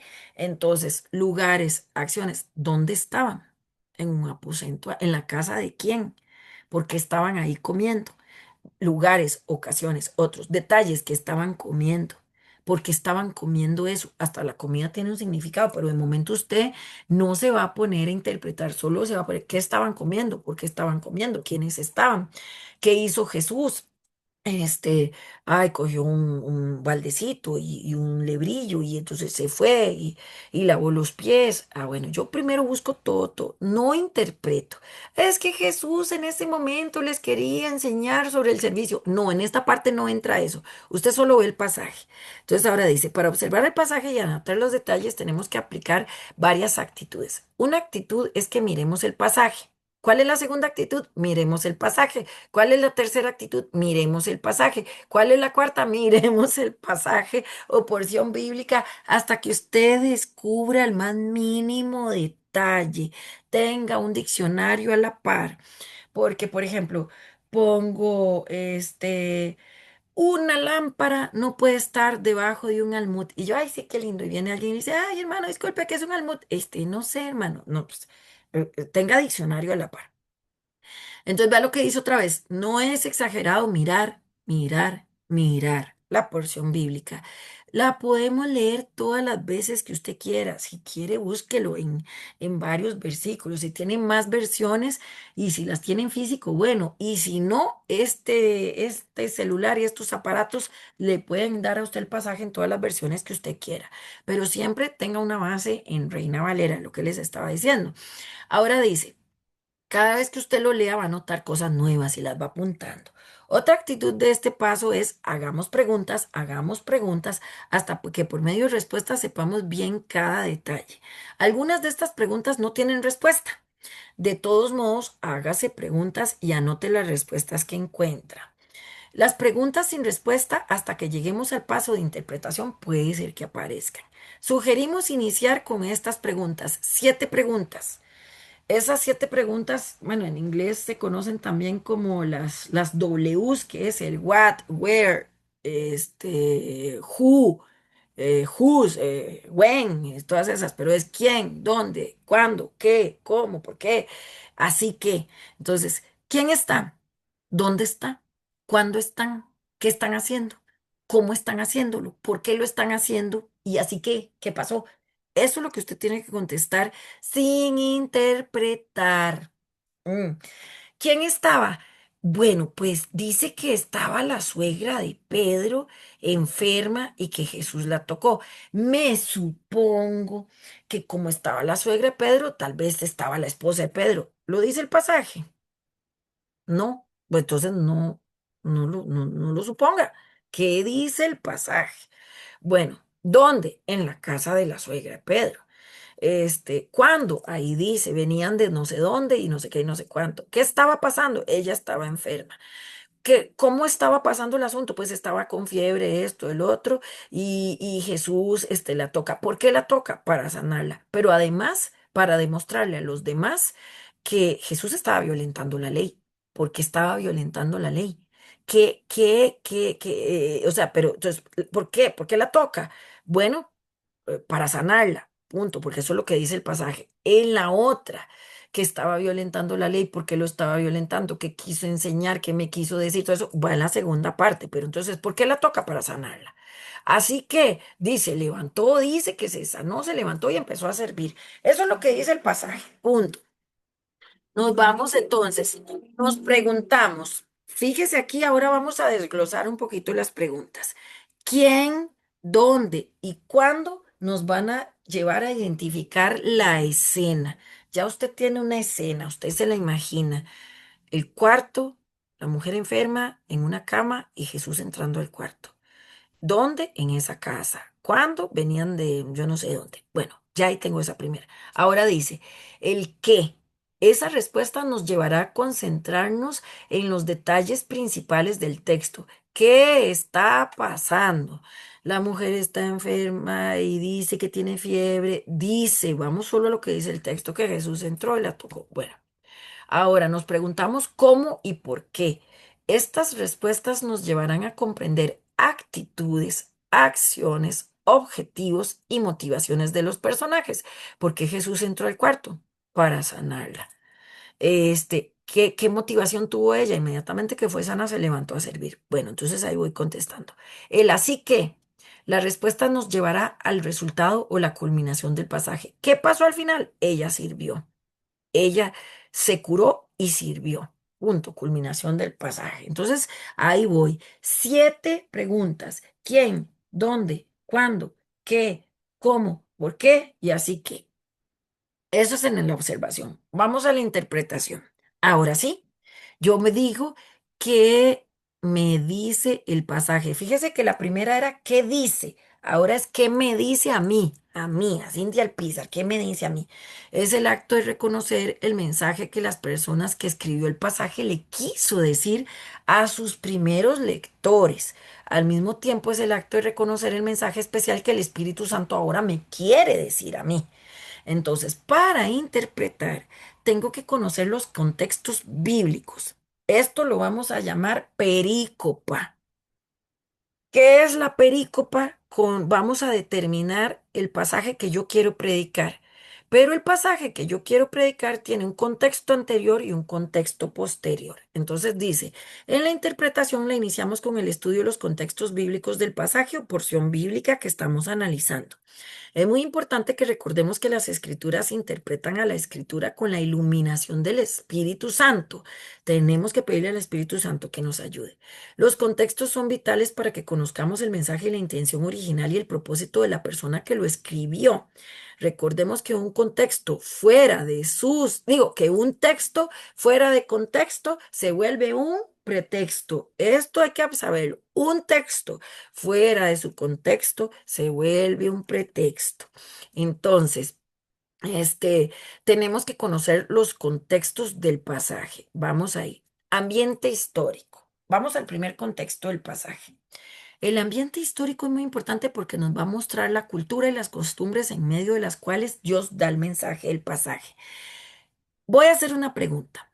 ¿Ustedes creen que si yo llevo a interpretar el ambiente histórico en un pasaje de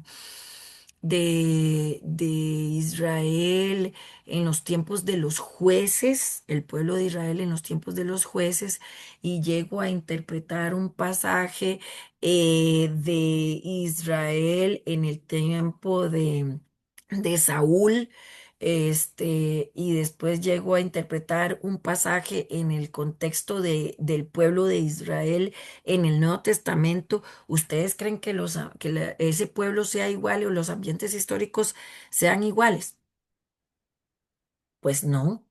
No, porque no es lo mismo, no es lo mismo el Israel del tiempo del Pentateuco al Israel del tiempo de los reyes, al Israel del tiempo de los jueces, al Israel, o sea, el pueblo también pasa un proceso de avance, de conformación, de crecimiento cultural. Por ejemplo, cuando el pueblo, ¿qué salió de Egipto? De Egipto no salió el pueblo de Israel, de Egipto salió un grupo de hebreos. En el desierto van convirtiéndose en pueblo para después llegar a ser el pueblo de Israel, porque Dios saca a un grupo de hebreos para convertirlos en su pueblo, pero cuando están en Egipto no son los israelitas, son los hebreos. Entonces hay un proceso. Hay un proceso de conformación de pueblo, de conformación de identidad, y por eso les da la ley. La ley y las leyes mosaicas o lo que se llama el decálogo se da para que ellos aprendan a ser pueblo. Nunca fue para controlar ni para andar juzgando, fue para que aprendieran a ser pueblo. Entonces, no es lo mismo ese pueblo que el que ya ha pasado por los jueces, que el que pasó por el reinado cuando fue un solo reino y que al que llega cuando el reino se divide en dos y el que llega después no es el mismo pueblo. Tengo que conocer ese ambiente histórico. Necesitamos lo que sea posible conocer la historia del tiempo en que se escribió el pasaje. Si estamos hablando de Débora, estamos hablando en el tiempo de los jueces. Si yo voy a predicar sobre Débora, debo de entender, o si voy a predicar sobre Gedeón, o sobre Sansón, o sobre Otoniel, debo entender qué es un juez, qué estaba viviendo el pueblo de Israel y por qué Dios mandó jueces, cuál era el propósito de los jueces, cómo fue la historia de los jueces, qué quiso hacer Dios con los jueces, qué había antes de los jueces y qué hubo después de los jueces. Entonces, usted tiene que entender el tiempo específico por qué estaba pasando eso. Investigo quién fue el autor. Entonces, si me voy al pasaje de Samuel, y digo, bueno, ¿quién fue el profeta Samuel? Samuel vivió procesos de transiciones donde pasan de la teocracia al reino, donde pasan de ser de Dios su rey a pedir un rey como los otros pueblos. Entonces, ahí hay una transición de teocracia a un reinado humano. Samuel es este profeta que está en ese proceso, que tiene su historia, que unge a Saúl, pero también que unge a David. Y que también, ¿por qué unge a uno con cuerno y por qué unge a otro con no sé qué? O sea, todas esas cosas hay que investigarlas, hermanos. Ahorita estoy como sacando. Entonces, yo tengo que investigar por qué, quién fue Samuel, por qué Samuel dice, ustedes me desechan. Y el Señor dice, no, no te están desechando a ti, Samuel. O sea, qué orgullo más grande, me están desechando a mí. Entonces yo empiezo a investigar todo eso. Investigamos lo más que sea posible de la persona a quien se dirigió. ¿A quién está escrito el libro de Samuel? ¿Por qué? ¿A quiénes se escribió? ¿En qué momento se escribió? ¿Qué quiso hablar ese libro? ¿Cuál es el propósito del libro? En cada vez que usted vaya a usar un libro, ya sea Evangelio, Carta Paulina, Carta Universal, Profeta Menor, Profeta Mayor, siempre váyase al propósito del libro. Cada libro tiene un propósito. Investíguelo. Entonces ahora dice. Todo esto nos va a ayudar a conocer mejor posible los propósitos del autor. Tres principios básicos pueden ayudarnos para hacer nuestra interpretación. Siempre busque el sentido natural, que sea simple.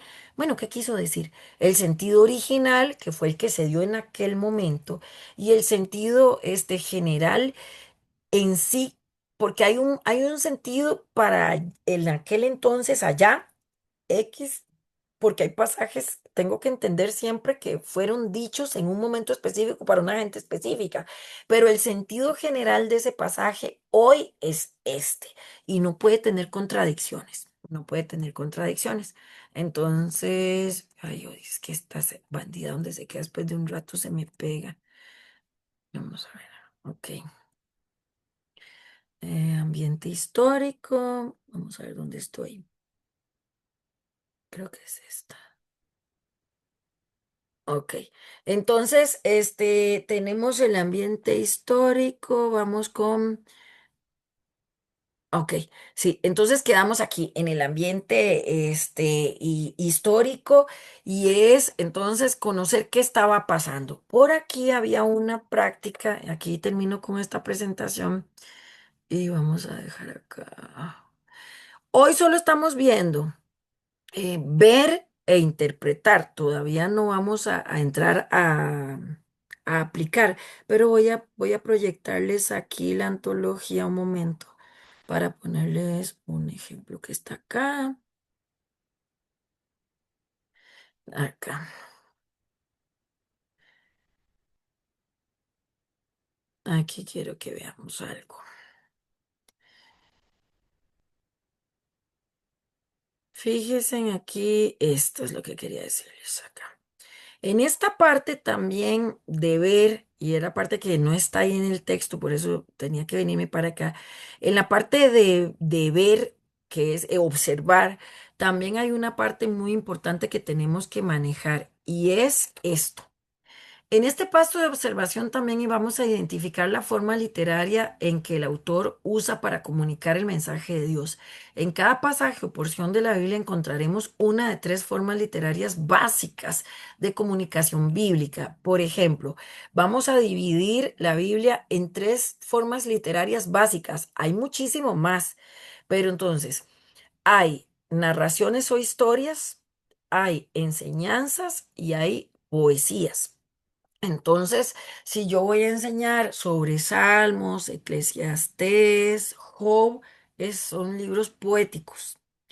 La poesía tiene reglas, la poesía tiene figuras literarias, la poesía tiene manera de interpretar. Usted no puede jamás, jamás tomar un pasaje poético y tratar de predicarlo de la misma manera en que se predica un pasaje histórico. Entonces, siempre para que ustedes tengan por ahí, y les dejo de tarea, busquen por ahí cómo se predica un pasaje poético, cómo se predica un pasaje histórico, cómo se predica un pasaje narrativo. No es lo mismo. Yo no puedo tomar o cómo se predica un pasaje apocalíptico. El apocalipsis es un género, se llama el género apocalíptico. Por ejemplo, las parábolas es otro género. Las parábolas tienen una manera de predicarse. Usted no puede predicar la parábola sino más. Entonces, yo tengo que saber que según el género literario, así voy a predicar. Yo no me puedo tomar, como les dije ahorita, el Apocalipsis de manera literal, porque el Apocalipsis está escrito en códigos. ¿Por qué está escrito en códigos? Porque Juan está exiliado en la isla de Patmos y le está escribiendo al pueblo, pero como sus cartas pueden ser interceptadas, él tiene que escribir en códigos para que los otros que están del otro lado entiendan qué es lo que les quiso decir, pero que si la carta es interceptada, no entienda el imperio lo que él les estaba queriendo decir. Por eso el Apocalipsis se escribe en códigos. Entonces yo tengo que, no puedo jamás tomar una historia del Apocalipsis, y predicarla exactamente igual que una narración. Entonces, por ejemplo, si hablo de los valientes de David, puede ser que la predique desde una narración, voy contando una historia como cuando cuento un cuento, o una historia, una narración, o biografía. Yo no puedo predicar igual una biografía que una enseñanza. Si yo me voy a Jesús cuando le dice, por ejemplo, a Pedro, dice que va pasando Jesús y están ellos sacando las redes y no han pescado nada en toda la noche, ni un resfrío, dice. Y entonces dice que van pescando y tienen sus redes vacías. Y viene Jesús, dice que pescaron toda la noche, porque pues parece que la noche es como los mejores tiempos para la pesca. A veces hasta eso hay que averiguar en el pasaje. ¿Por qué? Hay que conocer un poquito de pesca. Por ejemplo, si hablamos de pastores, hay que entender qué era el trabajo de un pastor. Si hablamos de ovejas, hay que saber cómo es la fisonomía y cómo es la costumbre y cómo se reproduce una oveja y qué características tienen los animales, las ovejas, para poder entender muchas cosas del Salmo 23, por ejemplo. Entonces, yo tengo que entender los géneros, esos son los géneros literarios. ¿Qué era lo que les iba a decir? Entonces, yo no puedo predicar igual Apocalipsis que una historia. Yo no voy a tomar, por ejemplo, a Jesús, enseñándoles a ellos, ya les decía ahí va, y les dice a los discípulos, tienen sus redes vacías. Bueno, vuelvan a bogar mar adentro y entren otra vez al mar y tiren sus redes nuevamente. Entonces, eso no es solo una narración, yo de ahí saco una enseñanza. No estoy contando solo la historia de cómo contar a David y cómo se formó el ejército, sino que ahora voy a una enseñanza. ¿Qué está queriendo Jesús decirle a Pedro cuando le dice que bogue mar adentro? Y es que deje de estar a las orillas de la fe. A veces vivimos donde las olas desembocan y en la fe solo tenemos la espuma de la fe en nuestros pies. Pero el Señor no quiere que usted solo tenga la espuma de la fe, donde las olas llegan ahí a la arena y usted nada más se moja los piecitos. Ay, esta es mi fe, nada más me mojo los piecitos. El Señor quiere que usted se meta mar adentro, que usted bogue mar adentro, que usted aprenda a dejar de sentir que usted tiene el control y los pies sobre la tierra y se suba a una barca y confíe en Él. Y usted vaya a hacer lo que Él dice. Eso es cuestión de fe. Entonces yo me voy para una enseñanza de la fe. Ya ahí no estoy contando una historia, estoy dando una enseñanza de la fe basada en Jesús diciéndole a ellos, vienen de toda la noche a pescar. ¿Quién les va a decir que van a entrar ahorita y van a encontrar peces si ya probaron que no habían? Pero él les está diciendo, bueno, pues están confiando en sus métodos. Yo les estoy dando un método nuevo, una hora nueva, una manera nueva y una manera diferente. Deje confiar en usted y métase mar adentro y sepa, aprenda a entender que en el mar adentro soy yo el que tengo el control, no usted. Eso es una enseñanza de fe. Entonces, me voy a Job. Cuando comienza Job a discutir en su monólogo con Dios y comienza Dios a decirle, ¿acaso usted estuvo, Job, cuando yo creé el cosmos y las estrellas? Usted no estuvo ahí, eso lo hice yo. O sea, como diciéndole al ser humano, eso es, eso es antropología bíblica. El ser humano tiene que entender que nunca va a lograr comprender toda la realidad de Dios, sino que va a lograr entender lo que Dios le quiere revelar y eso es suficiente para que usted aprenda a confiar en Dios. Usted tiene una función, usted es hijo, pero usted es limitado y Dios es ilimitado.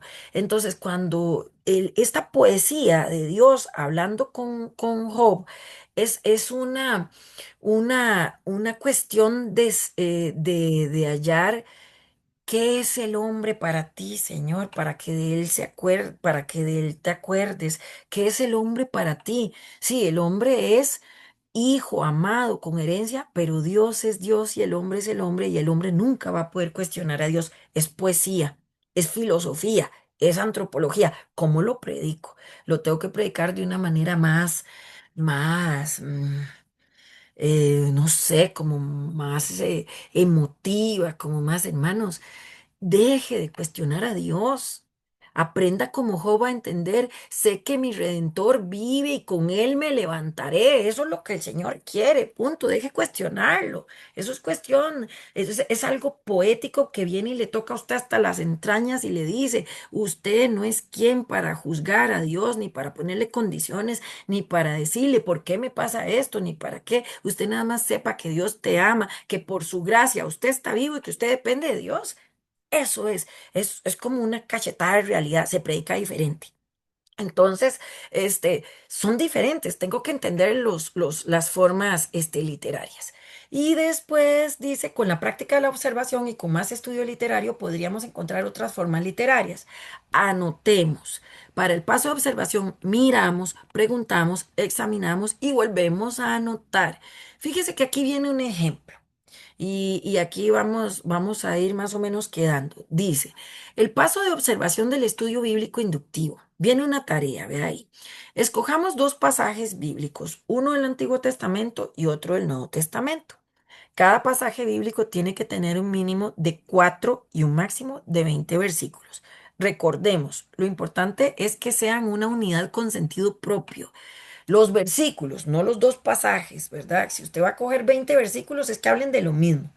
Entonces dice, estos dos pasajes nos servirán para hacer un estudio inductivo. Ahora, los pasos del arreglo del sermón y un bosquejo final. Entonces dice, empiece a leer, vea lo que dice aquí, 50 veces cada pasaje. Yo digo que esto es mucho, pero bueno, el escritor de esta antología fue bastante radical. Dice, si lo leemos en varias versiones, mejor. En cada lectura anote observaciones. Ay, ahí habían tantas personas, estaban en una casa, hay un monte, hay agua, hay un barco, hay esto, hay el otro, aquí. Anotemos por lo menos unas 20 observaciones de lo que dice dentro del pasaje. Usemos 7 preguntas. ¿Cuáles eran las 7 preguntas? ¿Qué, cómo, cuándo, por qué, tal, que, bueno, todas esas que venían ahí. Ahora, elabore un pequeño bosquejo de cada uno de los pasajes que elegimos. Identifiquemos la forma literaria de cada pasaje. Entonces, yo ahora tomo un pasaje y, por ejemplo, si hablo de este pasaje de la hija de Jairo, es una narración, pero también está en el género del evangelio, porque el evangelio también es un género literario. Entonces ustedes pueden buscar cuáles son los géneros literarios y las características. Entonces yo digo, bueno, ahora sí, yo ya tengo el qué, el cómo, esto, el otro. Ahora voy a hacer más o menos un bosquejo de este pasaje. Bueno, está Jesús aquí, viene por acá, se topa a Jairo, las actitudes de Jairo, pero resulta que en medio del camino, ¡pah!, aparece la mujer del flujo de sangre. Qué raro, porque viene una historia ¡pum!, se mete otra. ¿Qué pasó aquí? Y después de que se sana la mujer, Jesús sigue con Jairo. Ahí hay una intención, hermanos, hay una intención que usted la va a buscar en el paso que sigue, en la interpretación. Ahora vamos a la interpretación. En este paso me voy a responder dos preguntas.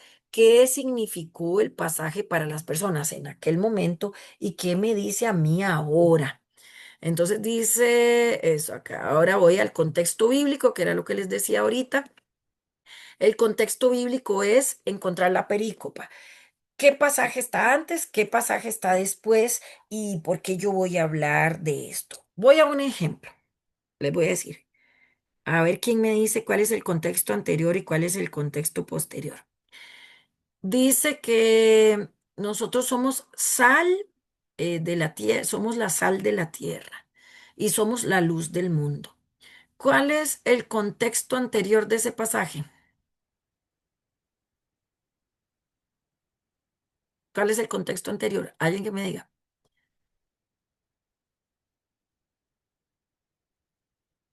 Amén. ¿Alguno? ¿Qué estaba pasando antes de cuando Jesús llega y Jesús les dice, ustedes son la sal del mundo y ustedes son la luz del mundo? ¿Qué había dicho Jesús en versículos anteriores? Eso está en Mateo 5, 6 y 7. El Entonces, sermón del monte. está en el Sermón del Monte, ajá, pero antitos de decir, ustedes son la luz del mundo y la sal de la tierra, dijo las bienaventuranzas. Entonces ya ahí yo tengo que tener una idea. ¿Qué son las bienaventuranzas? Las características de las personas del reino. ¿Cuál es la sal y la luz del mundo? Las funciones de las personas del reino. Entonces, yo llamarlo, ahí hay un contexto anterior, las bienaventuranzas. Un contexto posterior, Jesús empieza a enseñar otro montón de legislaciones, porque el Sermón del Monte es la pequeña Biblia de la Biblia. Entonces, es toda la práctica ética de lo que es seguir a Jesús. Eso es el Sermón del Monte. Entonces, si yo me voy a la luz del mundo y la sal de la tierra, tengo que saber que ese pasaje está metido, ese versículo, esos versículos están metidos dentro del Sermón del Monte. Entonces, el contexto anterior y el contexto posterior es el Sermón del Monte. Pero yo solo quiero hablar de la función de la luz y de la sal.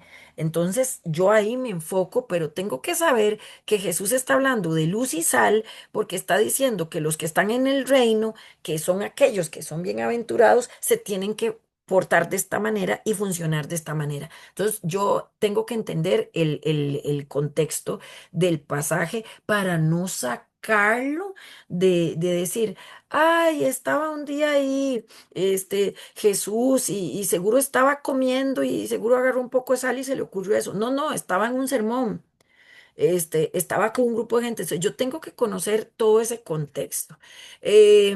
Entonces eso se llama establecer la perícopa. ¿Cuál va a ser su perícopa?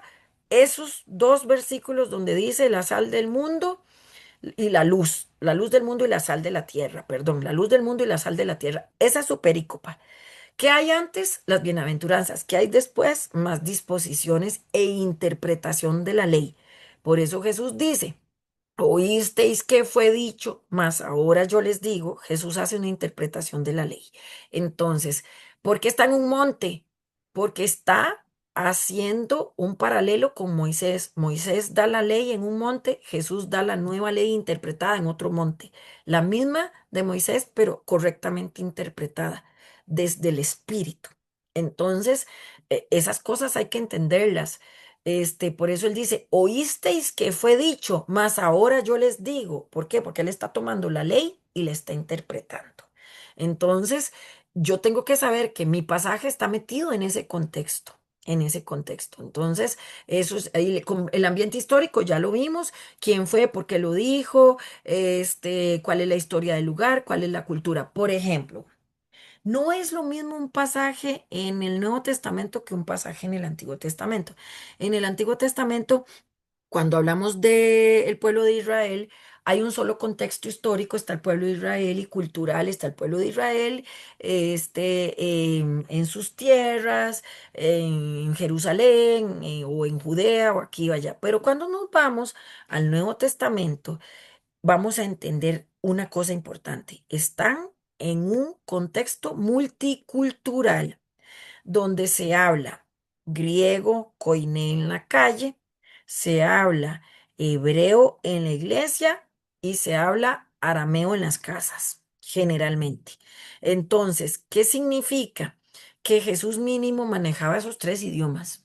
Entonces, ¿qué significa también? Que había cultura griega, había cultura judía y había cultura de los seguidores de Jesús. Había cultura romana, había cultura griega, había cultura hebrea y había cultura de otros pueblos, porque en este tiempo de la cultura griega había muchísimos pueblos. Por eso cuando Pablo llega y va a predicar al Areópago, hay monumentos o imágenes de todos los dioses, y hay una que dice ahí al Dios desconocido, ¿verdad? Ahí se conjugaban un montón de religiones, un montón de dioses, un montón de cosas. Entonces, tengo que entender que el contexto es muy distinto. Hablar del Nuevo Testamento con mentalidad griega y hablar del Antiguo Testamento con mentalidad hebrea. Tengo que entender que la mentalidad griega tiene características. Con los griegos nace el dualismo de pecado y santidad, de bueno y malo, de cuerpo y alma, de que entonces para el griego el cuerpo no sirve para nada, es una basura, pero solo vale el alma de las personas. Pero en el hebreo somos una integralidad, el cuerpo, el alma y el espíritu es uno solo, y Dios redime las tres cosas.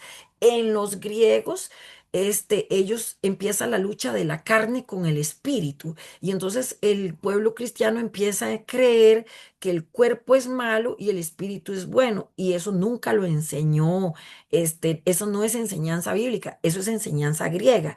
¿Qué es lo que yo tengo que entender? Que como dice Primera Tesalonicenses 5:23, que espíritu, alma y cuerpo sean hallados irreprensibles delante del Señor, porque Él redime las tres cosas, pero que yo no me tengo que dejar llevar por la concupiscencia o los deseos de la carne. Eso no quiere decir que mi cuerpo sea malo. Entonces, los griegos sí decían que el cuerpo era malo. Entonces, yo tengo que entender que no es lo mismo estar predicando en un contexto griego que en un contexto hebreo. Lo que les decía el otro día, no es lo mismo hablar el shalom en el hebreo que el eirene en el griego. El eirene en griego es limitado, la paz es limitada. En el hebreo, shalom es ilimitada, es plena, es plenitud. Por lo tanto, Shalom e Irene no son palabras que traducidas, las dos significan paz, pero no es lo mismo. No es lo mismo. Entonces, esas cosas hay que estudiarlas, hay que estudiarlas. El contexto, a quién se lo dijo, cuáles grupos políticos habían, qué eran los grupos del momento, cómo se movía la sociedad del momento en el Antiguo Testamento que en el Nuevo Testamento. En el Antiguo Testamento se hablaba arameo y hebreo. Por lo tanto, cuando usted busque los conceptos de pasajes del Antiguo Testamento, los va a buscar en la concordancia Strong, en el área que dice hebreo y arameo. Y cuando busque pasajes del Nuevo Testamento, se va a ir a la concordancia Strong donde dice griego. Entonces, eso hay que conocerlo para poder manejar concordancias y todo eso. Entonces, aquí está entonces el paso número 2 de interpretación. Fíjese que dice, ahora sí, tengo el contexto anterior, el contexto del pasaje, el contexto posterior, voy con los datos biográficos e históricos de cada autor, fecha, lugar, datos históricos, por qué lo dijo y todo, y ahora sí, ¿por qué lo dijo? ¿Qué quiso decir? y qué me dice a mí. Ahora sí ya empiezo a interpretar. Y después aquí vienen unas observaciones sobre observación e interpretación, que les voy a dejar esa parte que lean, que repasen esta página, que es la página, vamos a ver cuál es la página aquí, 18, lo ven aquí abajo, repasen eso. Y para la próxima, entonces vamos a empezar con aplicación y vamos a hacer un ejercicio. Ahora sí, vamos a hacer un ejercicio la próxima semana que es cómo aplico. Vamos a aplicación.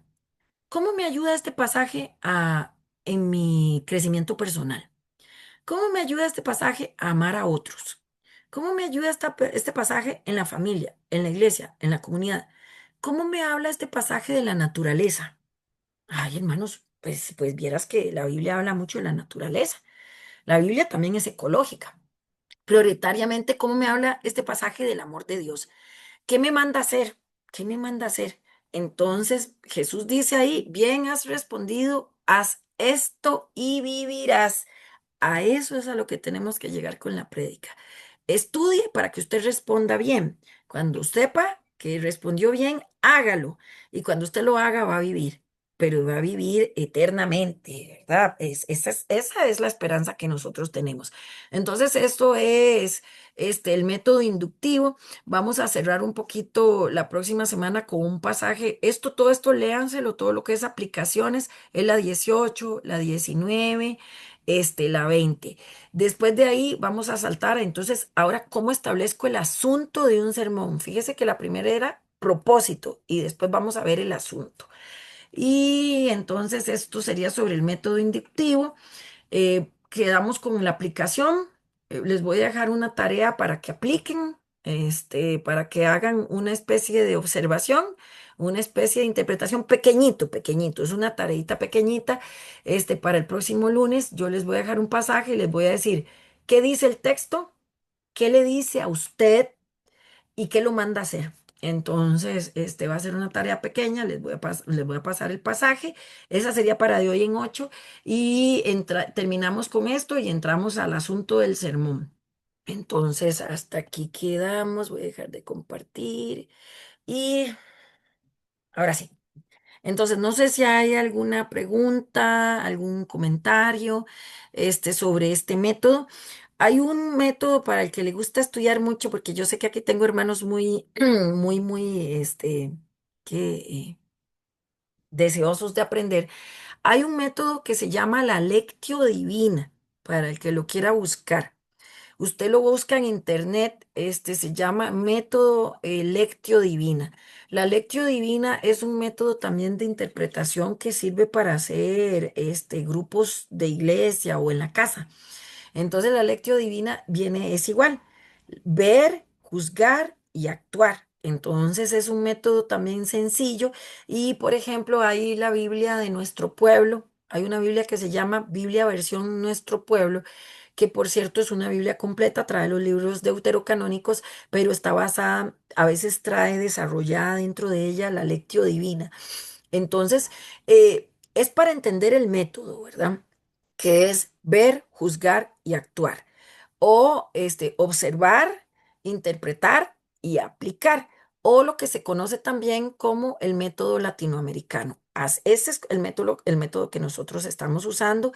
Y para que ustedes sepan, ese es el método de interpretación que como anabautistas o como iglesias menonitas es el método más importante de interpretación que nosotros tenemos. Muchas iglesias utilizan otros métodos, pero a lo largo de la historia, del estudio de la teología y la hermenéutica y todo, y se han dado cuenta que este es el método como más certero, que es el método inductivo. Para que ustedes, para el que le guste también el método inductivo, ustedes lo buscan también en Google. Entonces ustedes ponen aquí, por ejemplo, método inductivo de la Biblia o Indubiblia. Entonces ustedes lo buscan acá y él le tira todo lo que es la Indubiblia, el método inductivo, te lo da libro por libro, pasaje por pasaje y se lo da con un video de YouTube. Entonces, cada vez que usted quiera predicar, por ejemplo, este domingo voy a predicar sobre Nehemías. Entonces usted pone en Google Indubiblia, Nehemías y te tira el video en YouTube. Entonces ahí le dice el por qué, el para qué, en qué momento, por qué se escribió todo, todo, todo. Y esa es una manera en que usted puede prepararse mejor para predicar, porque ya usted conoce bien el libro donde usted se va a predicar. No sé si hay alguna duda, si hay algo que quieran decir, algo que hayan aprendido hoy. Me gusta escucharlos. Es bueno, si piensan que si están aprendiendo. Si voy muy rápido, ¿qué les parece? Bueno, cualquier cosa, si ustedes ven que yo voy muy rápido, me dicen, vean, profe, porfa, bájale un poquito las revoluciones, ustedes me dicen, pero es que a mí me gusta tratar de ir de por lo menos ver todo el material y no quedarnos a medias y a la vez, pues, pues meter algunas cositas extras. Les voy a pasar el libro de cuentos, de historias para predicar. Entonces, de historias para predicar, que se los voy a pasar ahí al chat que les va a servir mucho. Y no sé si alguien quiere hacer algún comentario. Amén. Y ay, les voy a pedir que abran sus cámaras para tomar una foto. Amén. Este, ok. Y no sé si alguien tiene algún comentario, queja, algo que quieran decir. Amén. Alguien, anímense, no todos. No, de mi parte, todo bien, profesora. Interesante, muy interesante, en realidad muy educativo y creo que vamos a un buen ritmo. Creo que está bastante bien. Ok, ahora les paso la presentación. Ajá, gracias, hermano Reynolds. ¿Alguien más? Hermano Manrique. No está abierto el micrófono, hermano Manrique. Ah, perdón. No, me parece muy interesante, ¿verdad? Solo que eh, esta parte de San Google me pareció trampa, pero hey, es un buen tip. A veces dice que hay que ser astuto, dice la palabra, astutos como las serpientes. Entonces, no es que sea trampa, porque si usted, digamos, si usted dice, yo voy a predicar sobre un pasaje de Nehemías, usted estudia bien el pasaje, pero puede ser que tal vez usted no tenga chance de estudiar todo el contexto del libro, pero en un video te da todo el contexto del libro que le sirve a usted como una herramienta para ubicarse bien ya en su pasaje. Es como que le pone el escenario para que usted ya ahora diga, ahora sí, ya sé cómo entrarle mejor a este pasaje para ya estudiar el pasaje. Es un Pero igual complemento, son, ujú, ¿sí? es un complemento. Así es, así es. Siempre hay herramientas y a veces no hay que inventar lo que ya está inventado, pero sí saberlo usar. Sí saberlo usar. Nada de chat GPT, nada de inteligencias artificiales, porque bueno, ahora es moda y resulta que pues ahora la gente pues hace muchas cosas con eso. Pero bueno, ¿hay algún otro comentario? Amén. ¿Estamos? La foto, antes que se le La olvide, foto. antes Así que que me despeine. tene- tenemos la mitad del grupo. Hermana Eva, no le había visto ese look. Qué bonita. Entonces, vamos a ver si abren sus cámaras y tomamos una foto para mis archivos, y aparte que es la manera en que controlo también la asistencia. Los que están en grupo, siempre mándenme a decir si están todos los que siempre están, ¿verdad? Para ir llevando el registro de asistencia. Voy a tomar la foto acá. Recuerden que si faltan, justifiquen la ausencia, para que no les baje puntos, porque en este curso subí la asistencia, vale un 20% justamente para que no me estén faltando. Entonces, y así que lo justifican y bueno, vamos bien. Yo creo que hay cualquier cosita que ustedes quieran saber, cualquier cosita que quieran o que manden algo que quieran averiguar. Mire, Cindy, estoy encontrando este modelo, ¿qué piensa usted de esto? ¿O cómo ve usted esta prédica? O cosas que tengan preguntas, dudas del material, compártanlo ahí. Para eso es el chat, no es solo para el día de la clase conectarnos o para mandarnos puros saluditos, sino que también es para que podamos también entre nosotros retroalimentar. Hermano Juan o Gloria, sí, Sí, yo. Usted habló de un formulario para el nombre de cada uno. sí, Está sí. pendiente. Sí, es que vieras que he pasado una semana, si usted, ahora les voy a mandar una foto porque ayer me atacó un perro. Si ustedes vieran cómo ando la pierna, se me cayó el celular, se me quebró el celular, me quedé guindando sin celular, tuve que salir corriendo. Ayer iba para una reunión, en la asociación y salí, casi les pongo ahí que no iba a entrar mucho rato porque ando con una pierna horrible, porque me puse a darle, hay un señor que pasa, bueno, por mi casa pasan algunos habitantes de la calle y a mí, pues, yo me he acostumbrado pues a darles de comer y ellos ya llegan y me piden comida. Entonces, la mayoría de los habitantes de la calle andan con perros. Yo no sé si ustedes han visto que andan con sus perritos. Y entonces este señor llega y se me duerme en el portón. Estaba yo hablando, por cierto, con el hermano Omar, de la asociación.